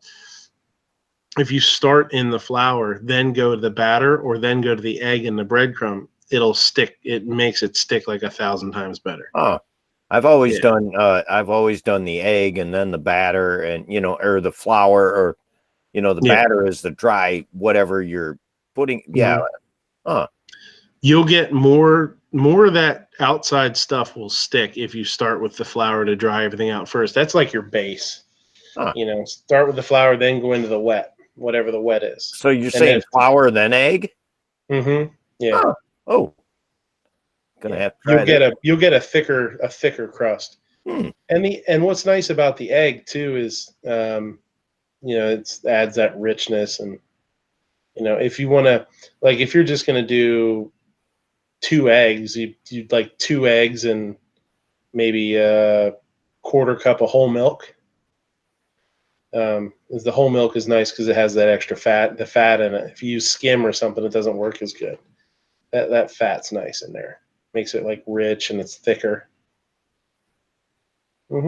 Standard breading. Nothing too fancy there. I got to get your phone number so the next time I decide to cook something, I'm going to call you and go, "Hey, buddy, what's the best way to do this?"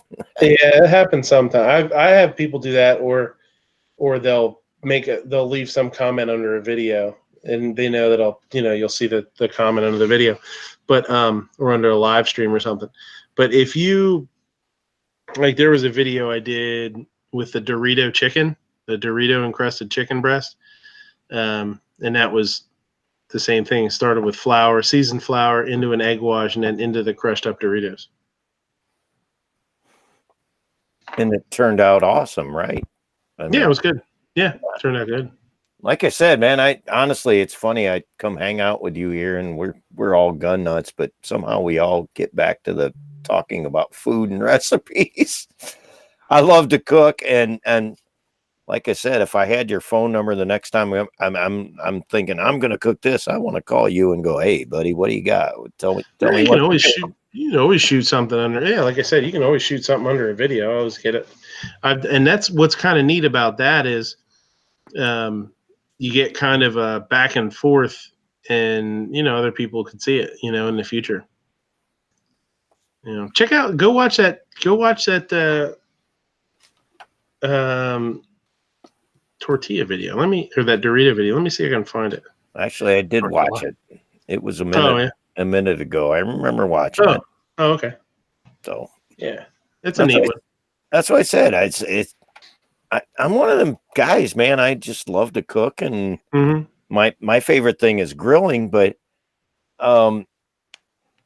growing up eating simple things because this is all you could afford. But learning how to cook things I've learned how to marinate steaks in several ways to get different flavors. I've used applesauce. I've used applesauce to marinate a steak, or and then fry it with grill it with the apple. Man, they're great, and it's like, you got an idea on how to cook something, I'm listening. C4 Defense says Armament and Axis grew up eating food.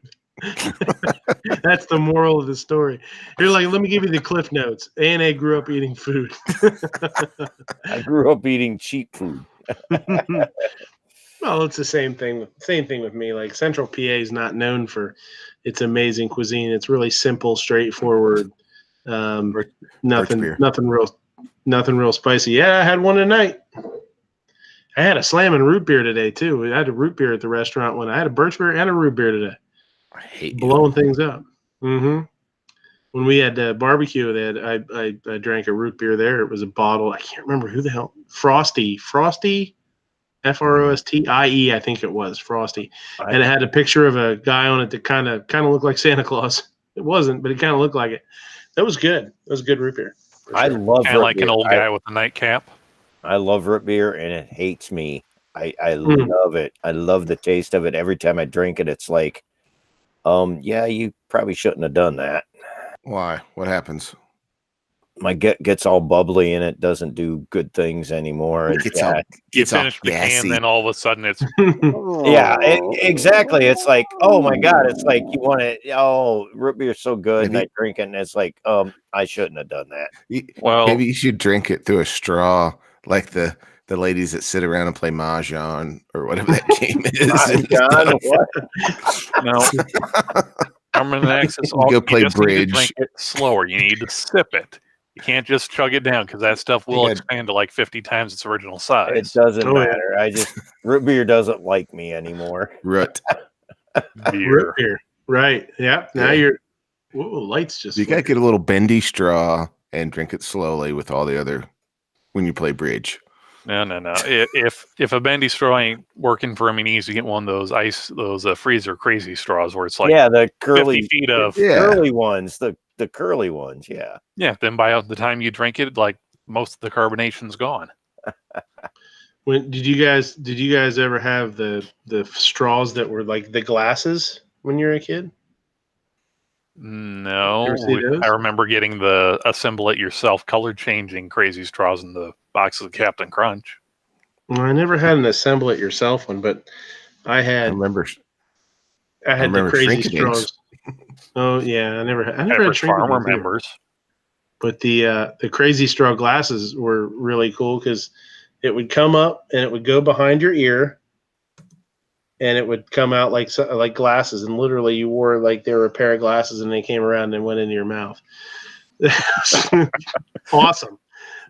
Now that I've thought about that, I want a pair of those now.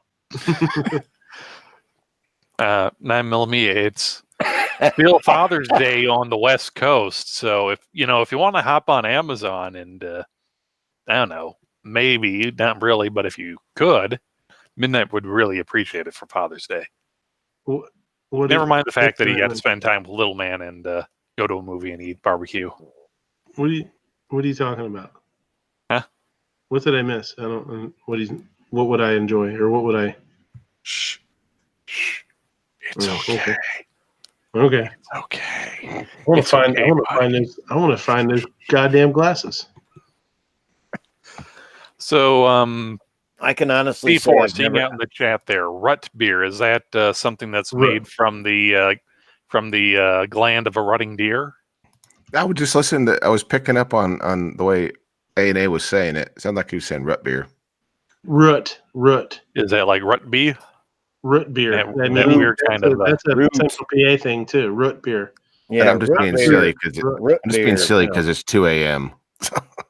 Yeah, sleep deprivation. When I hear that stuff, it doesn't even. Wow.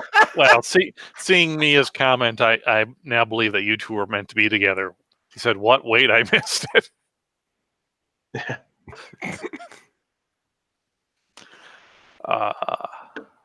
The fun we have. All right, still make them. Well, now, Sarge, could you take those shrinky dinks and make a straw out of them? I think they should make some Midnight Range bacon pancakes and some other kind of shrinky dinks. I think that'd be fun. Well, don't they make the shrinky dinks where you can just take like the special markers and draw your own designs on them? Yeah, that's what I just put a link in there for. Oh, I thought they were the pre-made, like, oh, here's a one that's an outline of like Clifford the dog. You just color it in. Wow, shrinky dinks. I remember them when we were kids.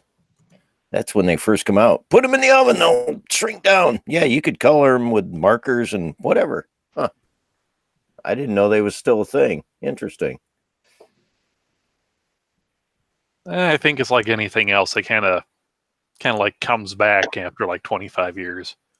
Kind of like game shows on late night television. Speaking of game shows, did any of you guys catch Rich 1911 last night in his Jeopardy? It was the lamest. Anyway. Shrinkadinks. Sarge, around here, dink is something very different than what you're thinking. Well, it depends on how you look it up. Some of them were shrinky dinks, and then it came Shrinkadink. Now, what did the dink community ever do to you to where you want to miniaturize them down and so they're easier to collect and put in a jar? Yeah, there's a whole lot of searches for different variations of how to say it. Yeah, and I was 8 when I made them last.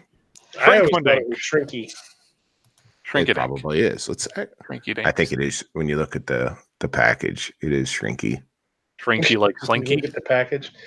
When you shrink, that package has got a shrinky dink in it. The package. What package? Hey. In my own defense, it was exceptionally cold outside at the time. I'm not sure what I was doing outside at 5 a.m. on Winter's Day without any pants, but these things happen. Hey, What? things happen. She doesn't know about shrinkage? It's not shrinkage if it's 24/7. Well, you know, if most of your day is spent with an ice cold beer between your legs when you're mowing the lawn, it could be a 24/7 thing. Yeah. Oh boy. All right, let's get the hell out of here. We ready to flush this turd down the toilet? Let's do it. Armament, you got anything coming up? Not a lot, man. We were hoping to shoot this weekend, and it rained, and it rained, and it rained, and it rained, and it was like, with my brother and I and my son, we were hoping to get out this weekend, and another buddy, and it's like, oh yeah, it's raining. Oh hey, it's raining. Oh yeah, it's monsoon northern Ohio. It just backyards of swamp. We got rain coming up all week, I think. Here. Yeah. Do what we can when we can do it. That's all. That's about it. Fun hanging out, brother. Absolutely. Sargemus? What's up? What you got coming up? I am going to, I don't know if that's going to be tomorrow or Tuesday, but I've got a couple video ideas in my head, and I want to go film them. Cool. So that's my goal. That's about it. Appreciate the invite. Yeah, absolutely. Thanks for coming. Always. Wife says she never had shrinky dinks. She doesn't even know what they are. Basically, they are almost like stickers. And you can color them in. Some of them you can color, some of them came colored. And you put them in your oven, and then they would shrink. They shrink to like a hard plastic, like kind of like a permanent form. They go from being like kind of construction paper thickness to maybe like the thickness of a dime. Right. Yeah, I was just gonna say what I remember. They were like construction paper thickness plastic. You could paint on them, and 2-3 times the size, and then they would shrink down to a quarter and get thick, and quarter size. I thought it might be something somebody said made me think of that. I thought that might be a fun little project. I thought your son would like it. It'd be kind of cool. Yes, teach your kid it's okay to put strange plastic objects in the oven. No. I was talking about his son, not your son. Oh.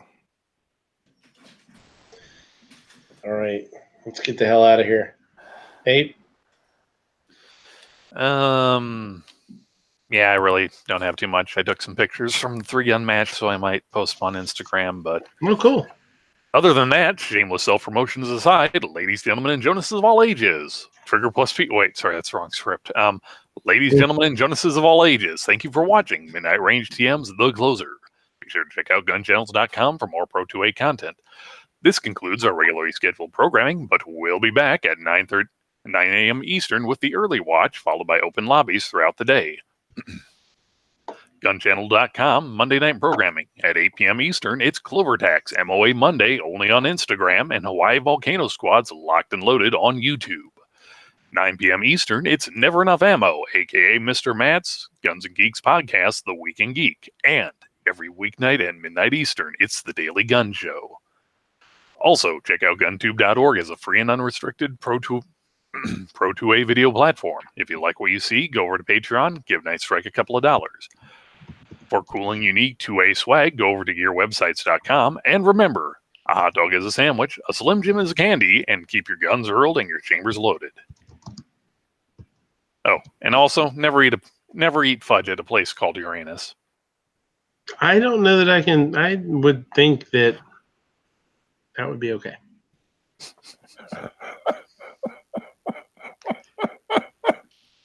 Remember to send all hate mail to Uranus. Laughing. He sounded like an old car trying to start. You got a choker, Oli. Put the choke in. I was just gonna say,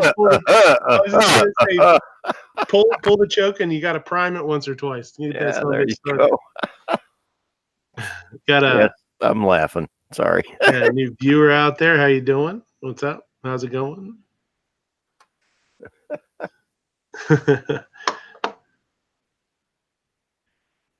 Yeah, we'll be on. Yeah, if you didn't watch the beginning, watch the beginning. I think we had a fun show tonight, for sure. Check it out. Go back and watch it on replay, and if not, or also come and check us out next week, 10:30, 10:45.